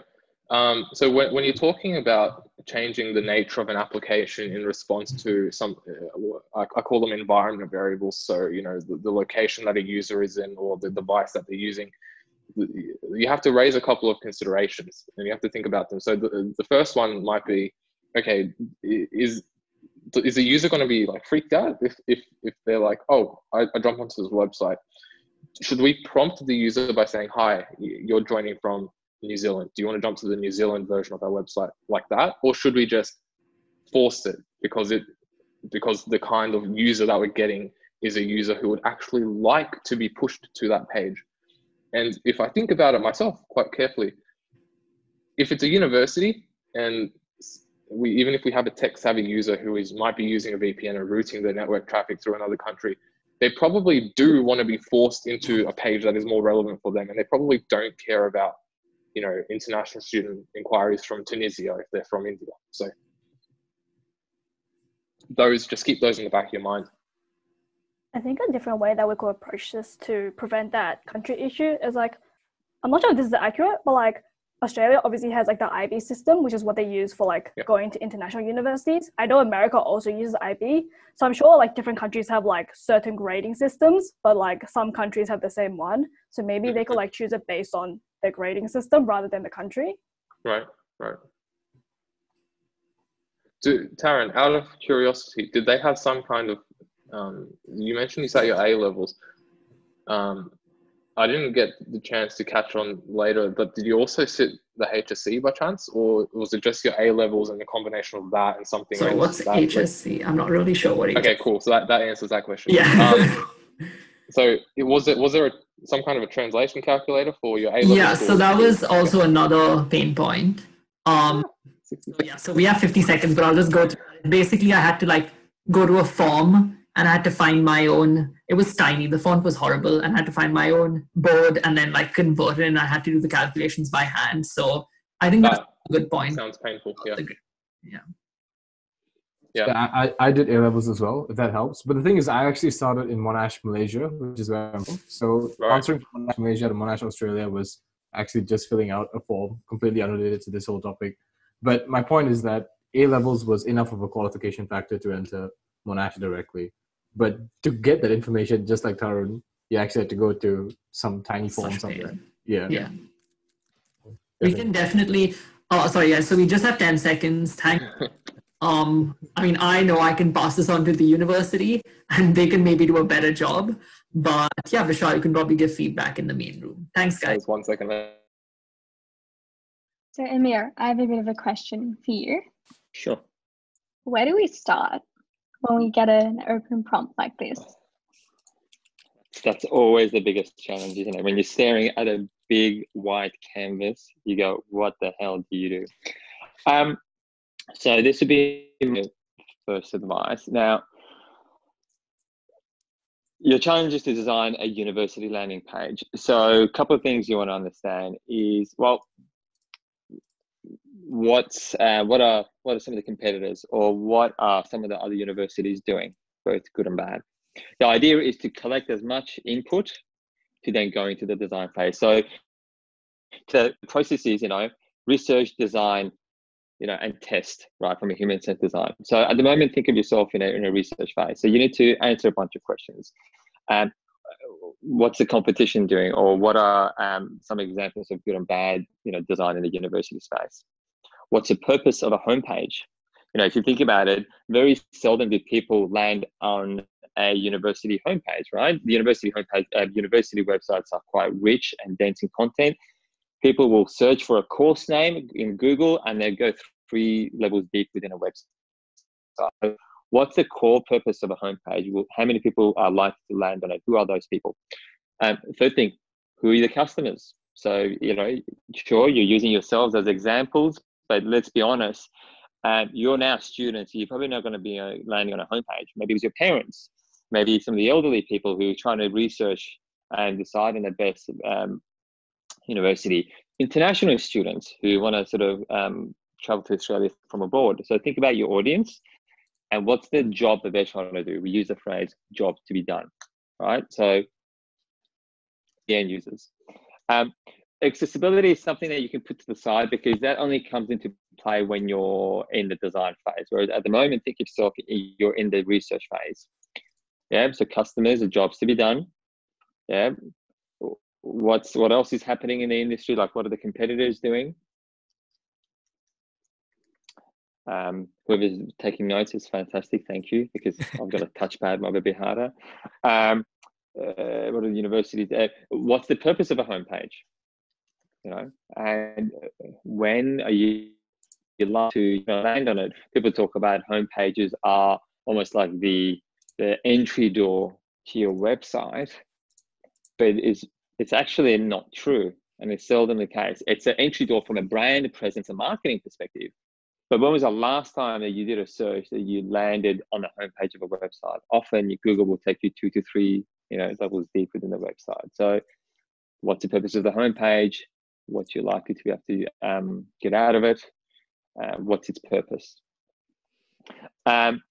Obviously, in this case, you don't have another. If you did, if you're redesigning a homepage, as Dan said, right? It's both the why and the what. So why are people landing on the on the homepage? How long are they spending there? What are the things that they're touching and looking at, and what are the things they're not touching? Because one of the things you don't want to do as a designer is to break what's working, right?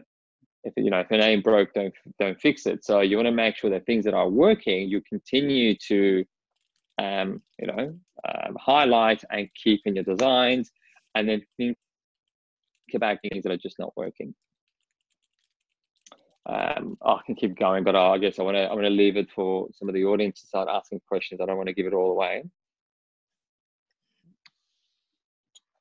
I think it's the point that you said about, I guess, the homepage being like the main brand. I guess the main thing that you see is not true. I think that's very true, actually, because like if you think about it, no one really goes to a university landing homepage because they want to. Like, they specifically search for something else, and I guess that takes you to another site of that university page rather than the actual landing page. So I think it is something that everyone could consider, I guess, in terms of target audience as well, and I guess what we look for. But yeah, I think that's a very good point that you raised.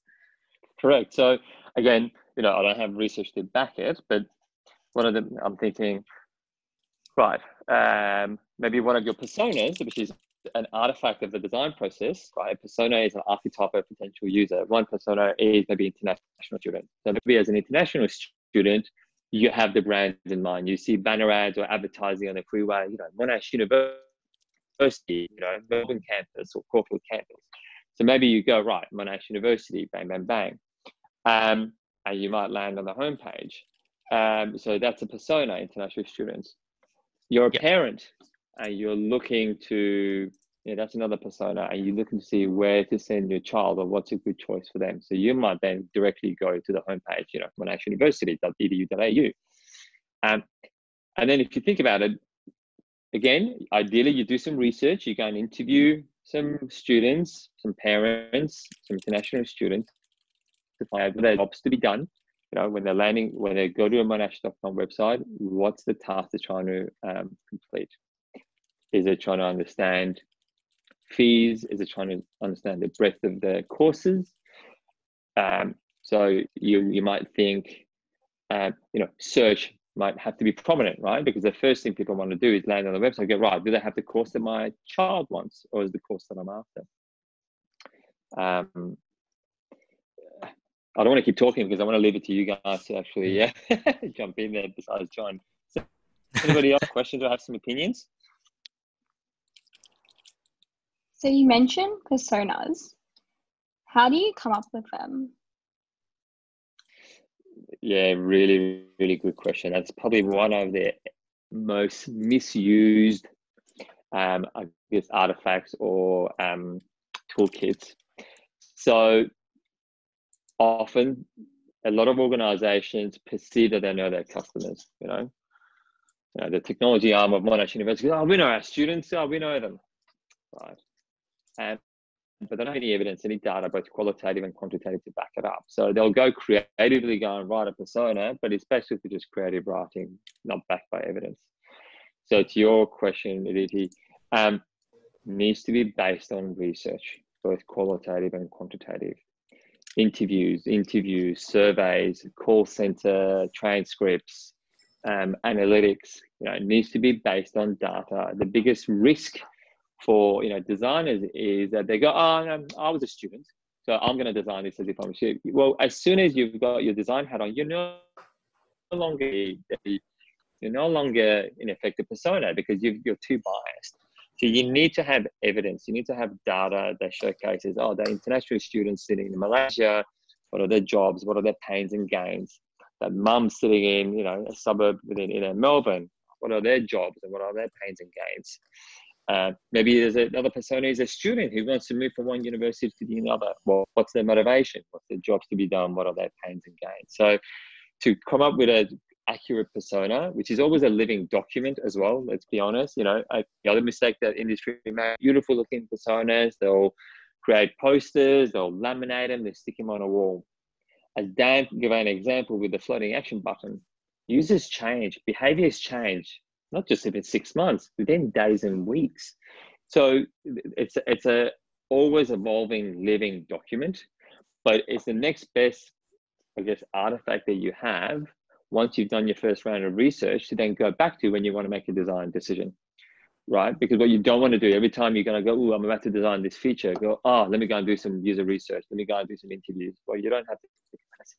Whereas if you can understand the behaviors, sentiments, the jobs to be done, the pains and gains of these users, you can default to those. You go, what would Aditi do here? Or what would John do here? Well, no, John doesn't do that. We know John's, you know, international students who wants to come to Melbourne. Well, he's not going to do this. He's going to do that.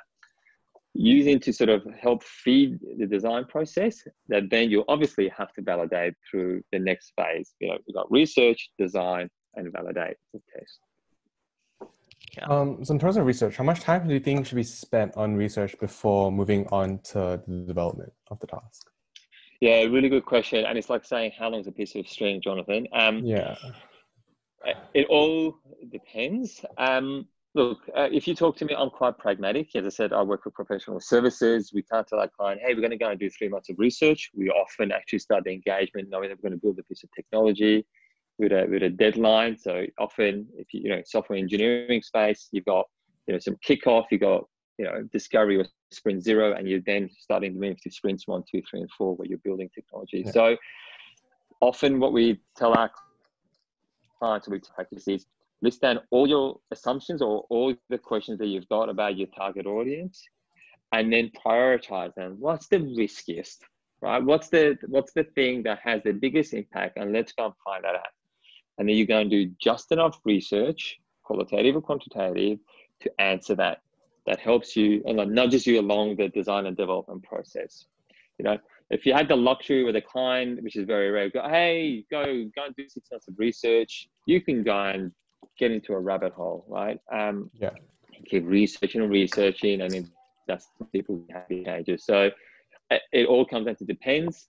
but it's about being pragmatic, prioritizing the biggest unknowns, you know, about what's the job to be done for an Aditi or a, you know, John, who's an international student, or me, who's a parent. Let's find that out. Let's use that, spin it into the, you know, the design process. And as you're going through, let's pick up the next bit of hypothesis or assumption and try and validate that as well. Yeah. That was a good question.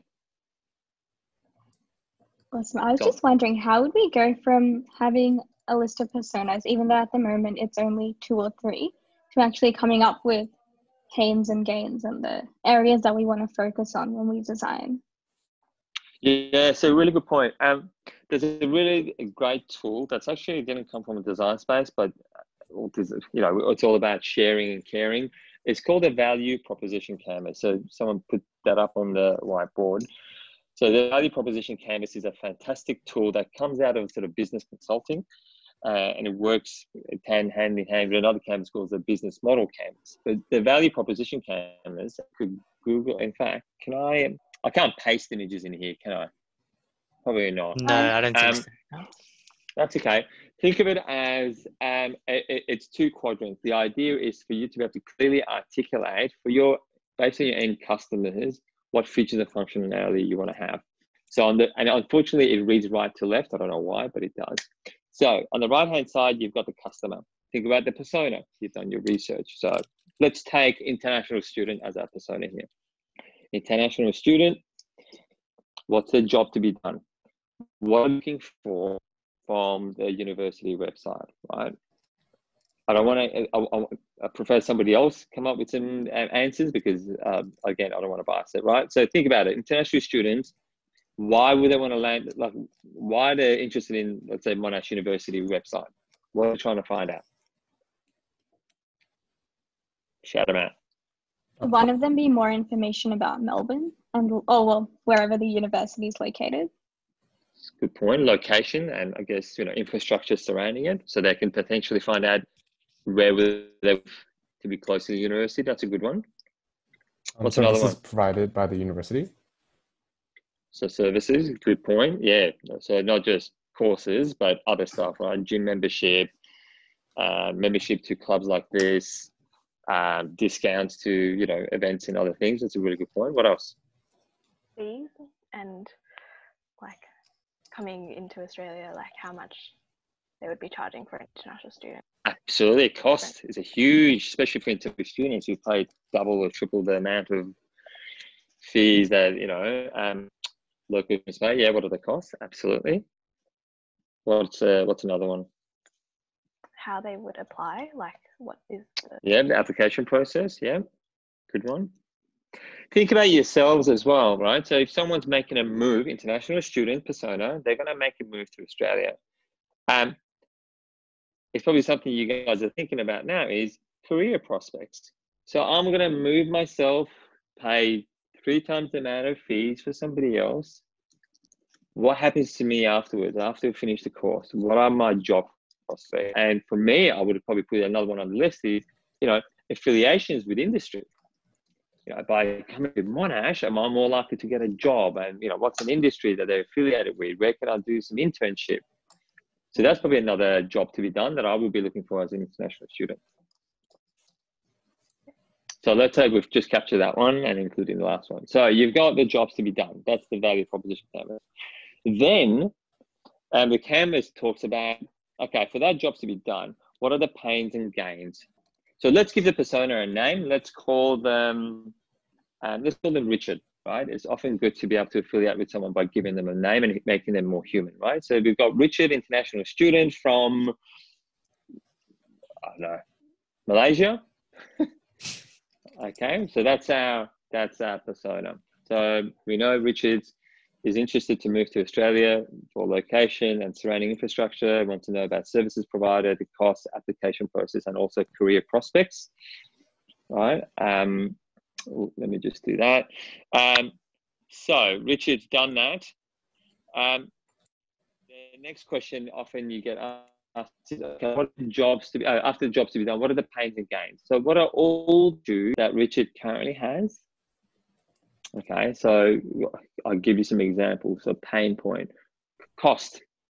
Richard won't be able to afford international fees. So maybe something else they're looking for as part of the, pain is the fact that they can't afford university fees, right? So that's a pain point. What's another pain point?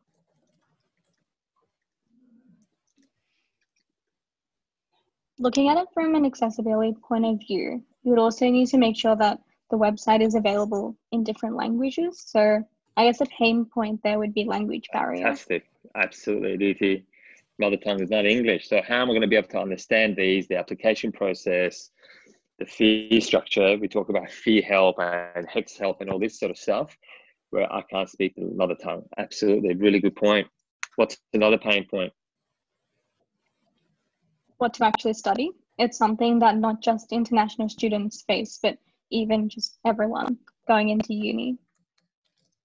Yeah, choice, right? So much choice. And there's obviously prerequisites that they need to meet. Maybe they don't have the prerequisites because their high school degree does not translate to an Australian equal ATAR. So pain point is, can I get in? All right. So these are just some examples of pains. And then you've got, what are the gains? What would, what was his name? Richard. What would Richard like to gain from, from the perspective of, moving to Australia and wanting to study? Give me some examples. Could be social gains, financial gains, emotional gains. And international experience of being to live in another country. Absolutely. That's a really good point, Jonathan. International experience. Maybe improve his English, right, as part of that. Yeah, good point. What else? Somebody else? Open up like job prospects, like maybe originally from like there's not many opportunities. Yeah, good point. Yeah, get a good job and get a job early, so they go through the unemployment process, especially as an international student. If they can't get a job, they're kicked out, right? Yeah, so there's your gains. Obviously, it'll be a long list, right? So now you've got your jobs to be done and gains. So that's the right-hand side of the canvas. The left-hand side of the canvas is then the product, in this case, the university, and then more specifically, the university's homepage. So on the left-hand side, it's about what are the features that you're wanting to put on, for this case, being the homepage, and then what are the pain relievers and gain creators.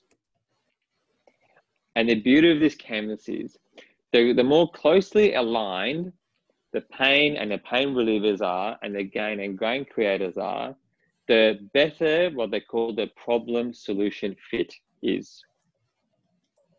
So, people talk about product market fit. Product market fit is when you've got a product out in the market, when people have bought it, they're selling it, you can see, your revenue being generated and profit. But before that, when you're still in development, it's all about problem solution fit. How close is the value proposition you're going to provide to your customers going to align with what your customers' needs actually are? The jobs to be done, the pains and gains.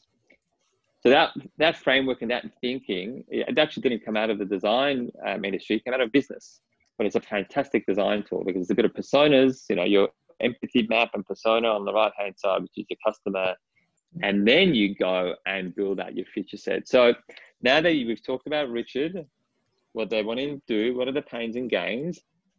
So then let's think about how we're going to relieve some of the Richard's pain, or create some gains for Richard. So how might we help in terms of affordability of his fees?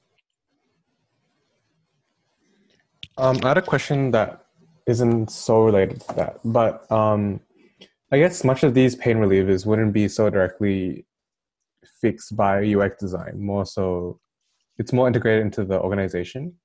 So how does that play into the UX? So that's a really good point, right? So let's just take this first example. So let's say we know that for international students, MASH or said website, university website, I don't know, has scholarships or has, I don't know, discount or has a different payment plan. So yep, that's the organization. But how is Richard going to know? How will Richard know that a scholarship or can get a discount if they're from Malaysia because there's a, I don't know, Malaysian-Australian relationship through the government. So that information then needs to be raised for Richard.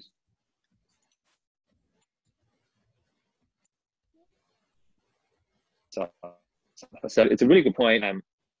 Question that you ask. Think about this website as just one channel for Richard to get the information they want.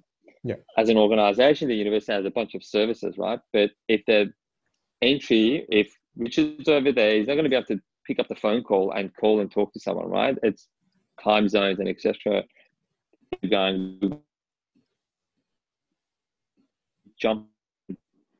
and find some of this information out.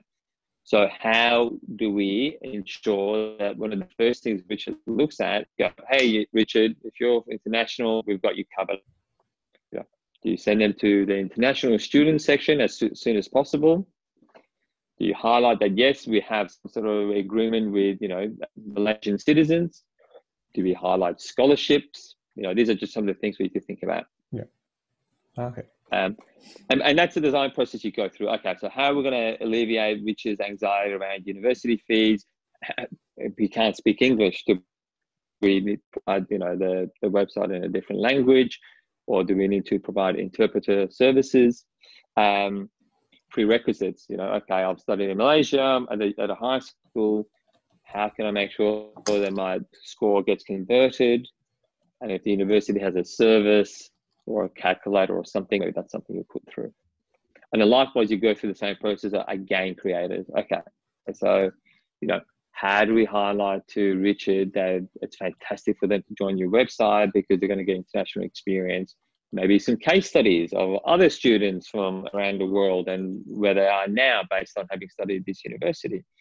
And improving English, maybe they, as well as the university degree, they'll get to do some extracurricular, English studies.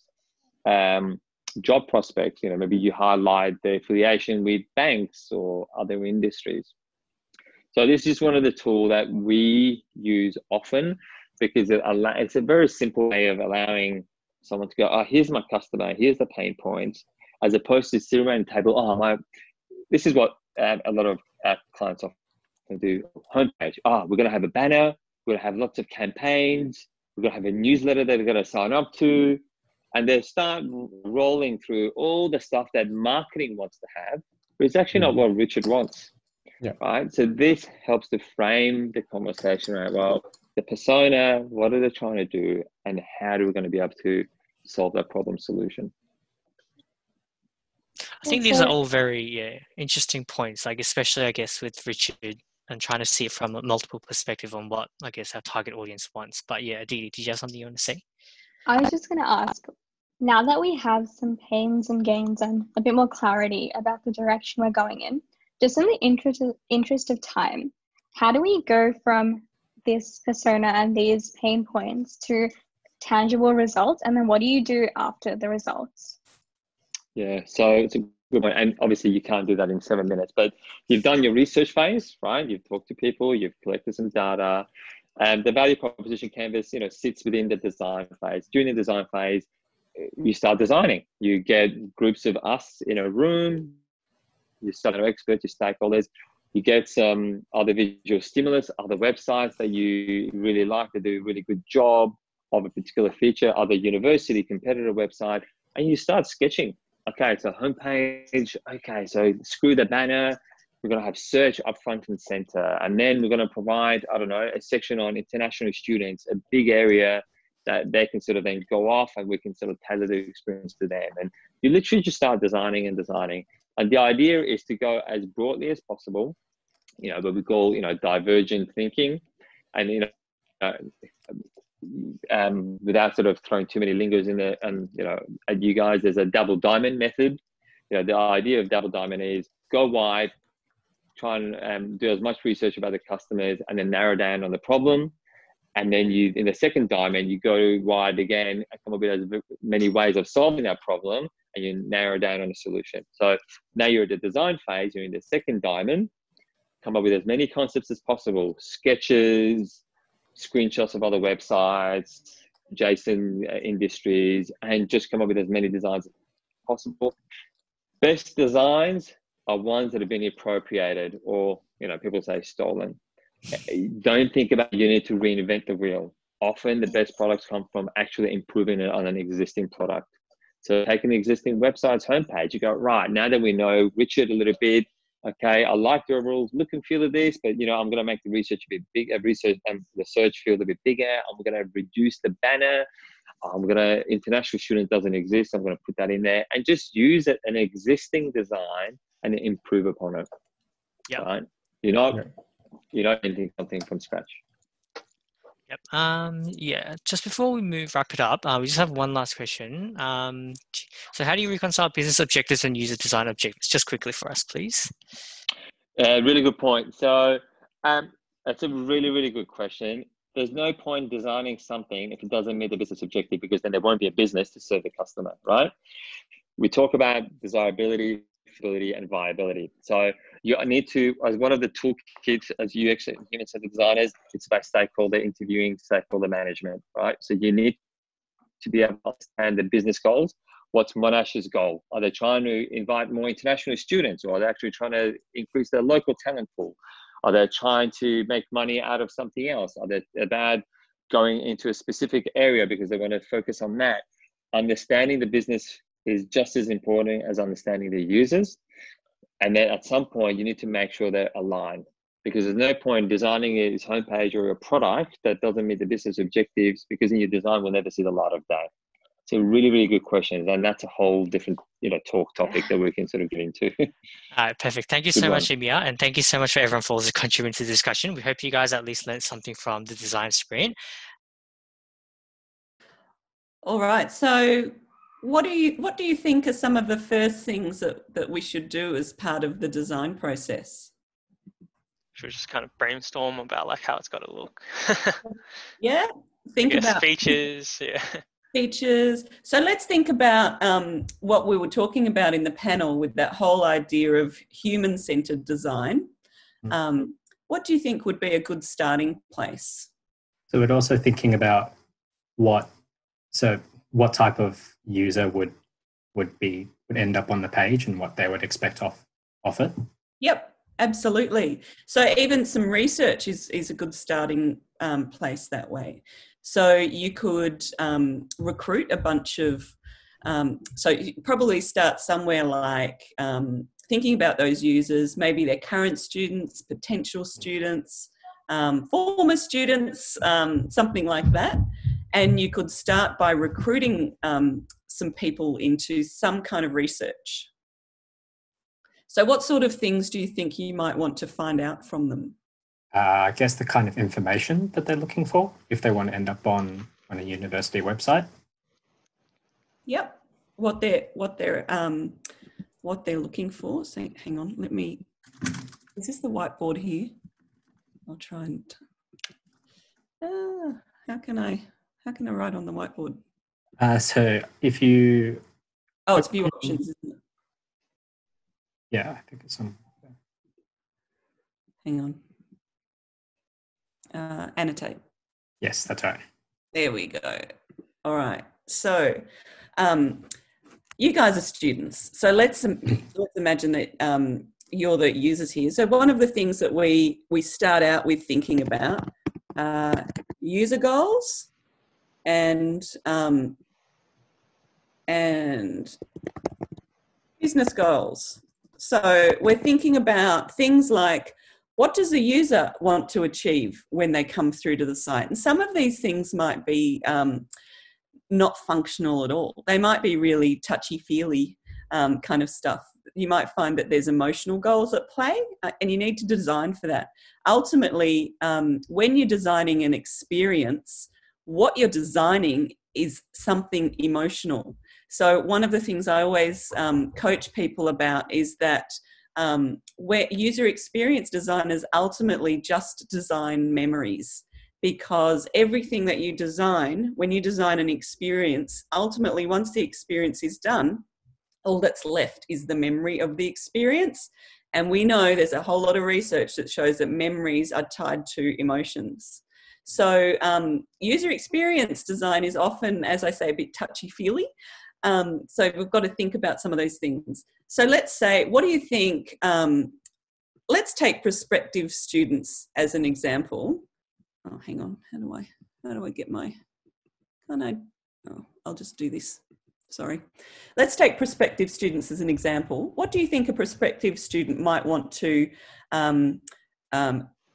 do and achieve, and what do you think they might want to feel when they come to the landing page? They'd probably want to feel a sense of community. Yep. Excuse my typing, everyone. I'm a terrible typist, and I've got my laptop elevated so that you're not looking at my notes. All right, feel a sense of community. Anything else? Easy to access and concise information, giving details about, I guess, the university. Yep. Anything else? Maybe they're overseas and they're trying to talk to their parents about why they want to come to Australia. So there could be secondary users. You might want to think about there's direct and indirect users. So in your research, when you're talking to people, you might find, hang on a second, all of these students are talking about how they want to print out pages to show their grandparents or their parents overseas or whatever it is. That's an insight there, because all of a sudden you've learned something about your user group. It's actually broader than you think. Maybe like a downloadable pack for parents or something like that could be really useful. So I'll just put there, explore secondary user groups. Now, the other thing that we balance against here is the business goals. So I, think of that old-fashioned set of scales where you're weighing one against the other. Design's always a compromise that way. So, the classic case is in an e-commerce environment. If you've got a customer who wants to get in and out really quickly, that's the user goal. But the business goal might be, I want to show the customers as many products as possible and keep them there for as long as I can. So you've got tension in the goals. What do you think the university might want to achieve with the landing page?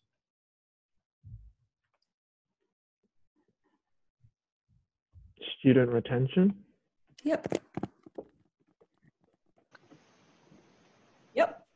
I guess depending on the university, they could, and what they specialize in, they might like to highlight certain strengths. So I know for Monash, for example, they would like to highlight that the university does a lot of research. Mm-hmm. Mm-hmm. Yep, great. So typically, when you start a project like this, that's where you start. We don't tend to launch right into the, what's it going to look like? What's it going to do?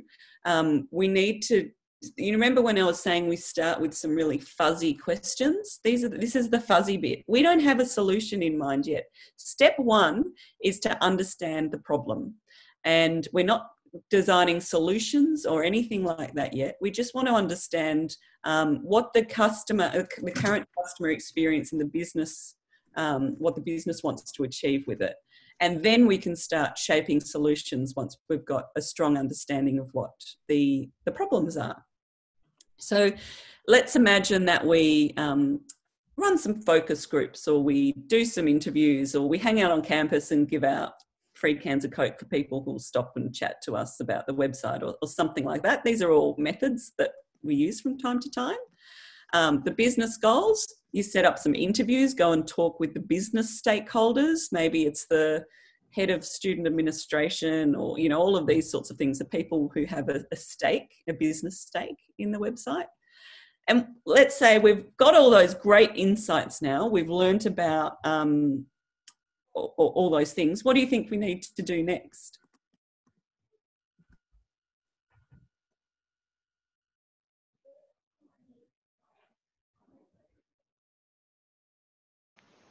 Is it time to start thinking about how we transfer that knowledge into having a design that works for people? Yeah. So now that we understand the problem, we need to start thinking about a solution. So this is where the solutions come in. If you're interested in this design process, have a look around the double diamond. This is a process that's used extensively in design thinking, and it's got a whole bunch of different names. It's all the same stuff, really. But the important part is that in the beginning, you sit in discovery and don't try and solve the problem yet. And then, so you've gone wide on the double diamond, and then we narrow. So sorry, I'm drawing with my fingers here. I'm not going to try and draw on the on the whiteboard. And then we narrow when we're thinking of solutions. So in the beginning, when we first start this solution phase, we want to generate lots of solutions, even if they're really crap. It doesn't matter, because if you develop a really crap solution, you learn why it's no good, and that's important and valuable. So there's all kinds of things that we can do to generate lots of different ideas for solutions. The most common one is to run design workshops. So we could run some design workshops where we bring in different kinds of stakeholders from the university and some students as well to work with the design team and think about lots of different conceptual high-level ideas. And you want volume at this stage. So back in the day, we used to do design brainstorming, where we'd just sit with paper and pen for 3, 4, 5 days and come up with heaps of different ways that we could address and solve the customer problem. So let's say that we've got a whole bunch of concepts. What do you think we'd do next? Would you maybe choose some of those concepts and start implementing them in small ways and see how effective they are? Yeah, that's right. And I love the fact that you said in small ways, because what you want to do at this stage is keep the fidelity of the design really low. So however, the more you research and the more you test, the more confident you get that you're on the right track with your design. And the design fidelity should increase with that level of confidence. So when I'm talking about design fidelity, what we often see now is that people say, hey, we can, you've got that, we're thinking about this design, we'll just knock up some code and we'll build a prototype really quickly and we can have people clicking through it. It actually doesn't help the design process. If you've had someone come through and apply the visual skin and the visual layer and it looks all beautiful and it's all clickable and it looks like a really working prototype, that fidelity is too high for the early stages of where we are right now. So often conceptual design will happen, less so now, but I still like it, on paper. I'm talking Sharpies and paper and sketching. But you can also do very high-level conceptual wireframes in a bunch of prototyping tools as well. But the super important thing is that they don't look good. They should just be empty wireframes, because if you're putting them in front of people, you want them to focus on the concept and on the interaction, not on the color of the logo or these sorts of things which distract people if the fidelity is too high.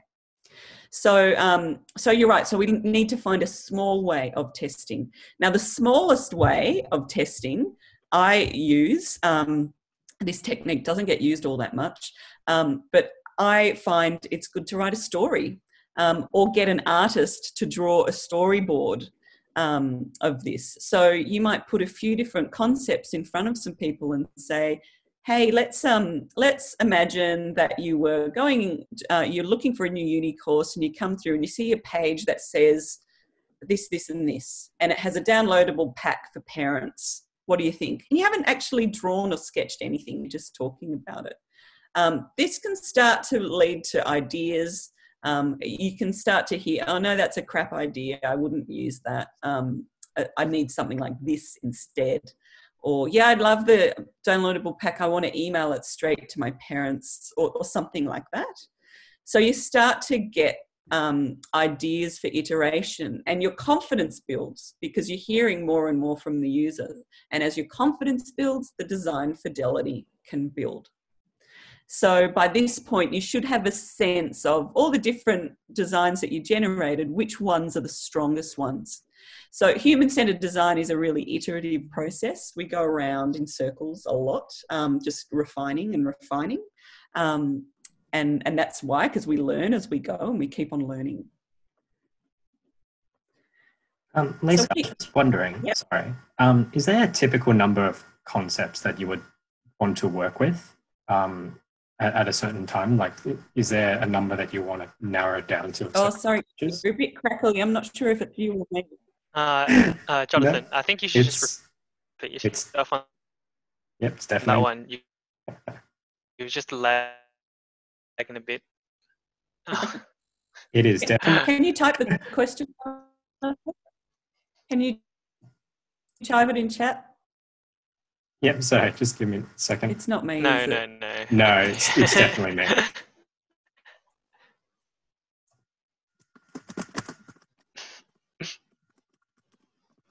Try typing it in chat and I'll... Is all of this making sense to everyone? Yes. Yep. Certain number of concepts that you ideally try to narrow it down to. As well, so you've got to think in practical terms as well. This is where some of the practical aspects of design come in. How long have you got? How much budget have you got? These sorts of things. So in an ideal world, you could just spend ages in this part and really refine. But you do find quite quickly which kind of design model has legs and which ones don't. So I don't think there's a certain number of concepts. There's lots of great design games to play in that part, like try and design the landing page with no navigation. You know, try and design when you put funny constraints on, or if you didn't have any words, which might apply for a landing page. Many years ago, I worked for, I did a job for RMIT English Worldwide, which was the English language school where overseas students would come in, they would get their English up to a certain level, then they go and do a RMIT degree. And this was like a really long time ago. It was probably longer than 15 years ago. So they couldn't do a multilingual site or anything back then. And we had to really rely on visuals in the design because many people coming there couldn't read English. So, you know, there's all sorts of fun things you can do to learn more about what's good and bad about your design. Yeah. But no particular number. So let's say then we've got a whole bunch of different designs. We've got a sense of a design model that's working. We might have some kind of refined-ish wireframes by this stage. So we've probably used, you know, a prototyping tool. There's some great software out there that you can use to produce your wireframes. And you're probably at the stage where you want to start testing it in more detail. So one of the ways that we test is by setting tasks for the users to do. So again, in a uni setting, you could, as I said, give away the movie tickets or something by asking people to stop and do a quick usability test. Or you could do it more formally by recruiting people to come in and ask them to complete a task. So the task could be something like find the Masters of Accounting course from this page, and you're watching how they do it. So much of what we do in human-centered design is observing people either in their natural setting or using the thing that we want to test and learn about. And what we can see when we're testing is it's not a training session. We're not trying to teach them how to use it. We're trying to see where they go wrong, because that's always a sign that the user is never wrong. It's always the design. So if you see someone struggling with something, it's a sign that there's a weakness in the design and you need to figure out a way to make it better. So you do this over and over. And then, as I mentioned, the fidelity of the design is increasing all the time. So eventually you'll have that UI designer, the visual designer come in and apply the brand palette and the colours and really think critically about all the visual cues in the layout. and you test it again when that's in there too. So let's say we've got a high fidelity prototype of the landing page. What do we do now? Even more testing at this point? Yeah, and there's an important group that I haven't mentioned for a while. Do you know who they are? The stakeholders or the university? Yeah, stakeholders. So while you've been doing all this, it's always good to bring the business stakeholders along the journey with you. So getting them to sit in on a usability test is always awesome because they're really hearing straight from the horse's mouth what people are saying about it. But certainly by the time you've got to a high fidelity design, you want to get your business stakeholders across it, because otherwise you risk putting all this effort in and they go no for whatever reason, something you haven't thought of, or they can add to it and make it even better. So the business stakeholders are really important. And you've got your prototype, so now you're probably ready to start really looking at the code, looking at the technical environment that it's going into. Again, I work in quite a collaborative way, so I tend to bring in technical stakeholders early on too. If there's something in the technical environment that I should know about, I want to know about it early. Otherwise, we can waste time in design by pursuing a path that can't be built, essentially. Just letting everyone know that we have around 5 minutes left before we hop back into the main room. Yep. Great. So what about, you heard Amir mentioning universal design as well. When do you think that comes in? Could you just explain what universal design is again? Yep. So Amir had a great definition of it, actually. It's designing for the largest cohort of people possible. So it comes out of the field of accessibility, which is about designing for people with different, it's thought of as being designing for people with different kinds of disabilities, but it is much broader than that. So, for example, if you're vision impaired, you can still use the internet, but you probably won't have a monitor because you're not looking at anything because you're vision impaired. You're using a different type of hardware called a screen reader, which reads the content of the website out loud to you. Get on YouTube and check out people using screen readers. They are amazing. So the site needs to be built and the pages need to be built and designed in a certain way to enable them to be accessible.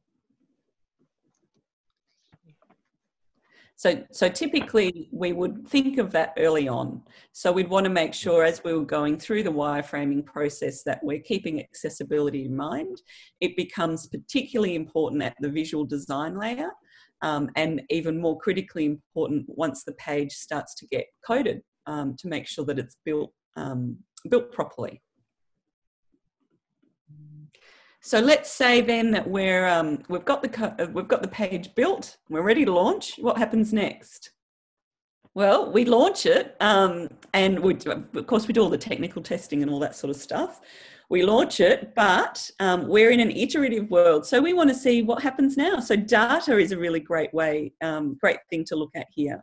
We can see how it's going, see what's happening in the real world. Did we achieve these business metrics here that we set out to achieve?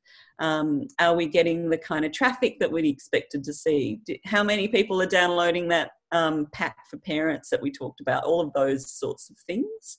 So you can start thinking about what the metrics are and measuring against those metrics once it's out there, because there's always room for improvement. And there's an old saying that a website is not just for Christmas.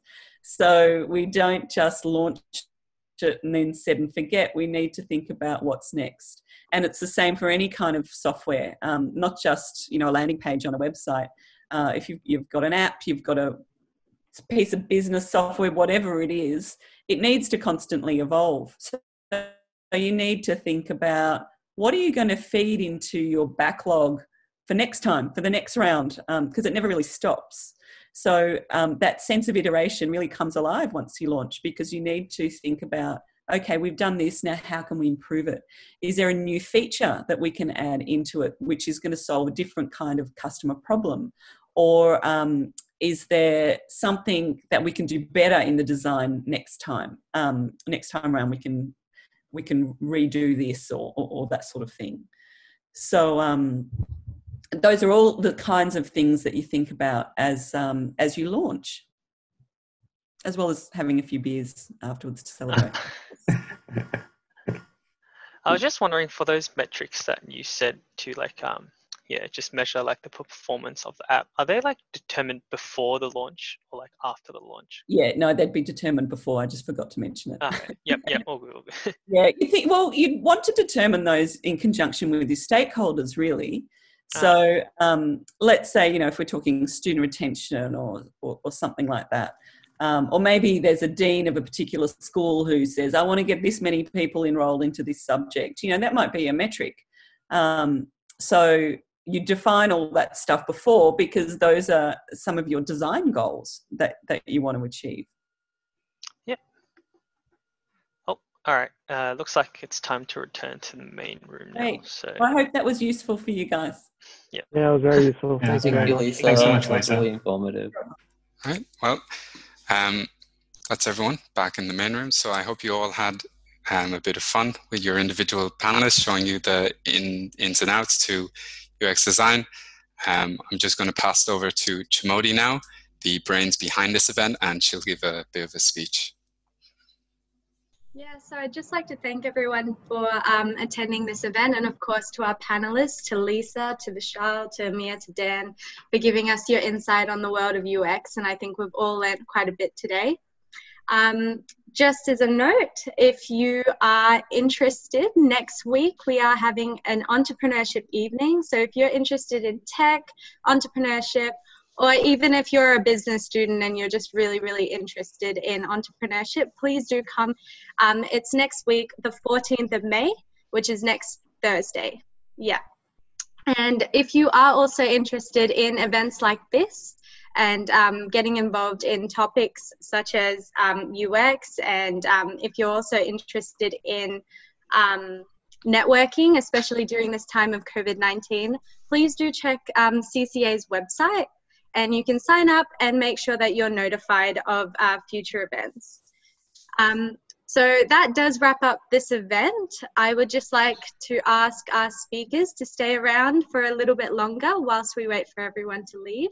But we really hope that you have enjoyed this event and that you've taken something out of it.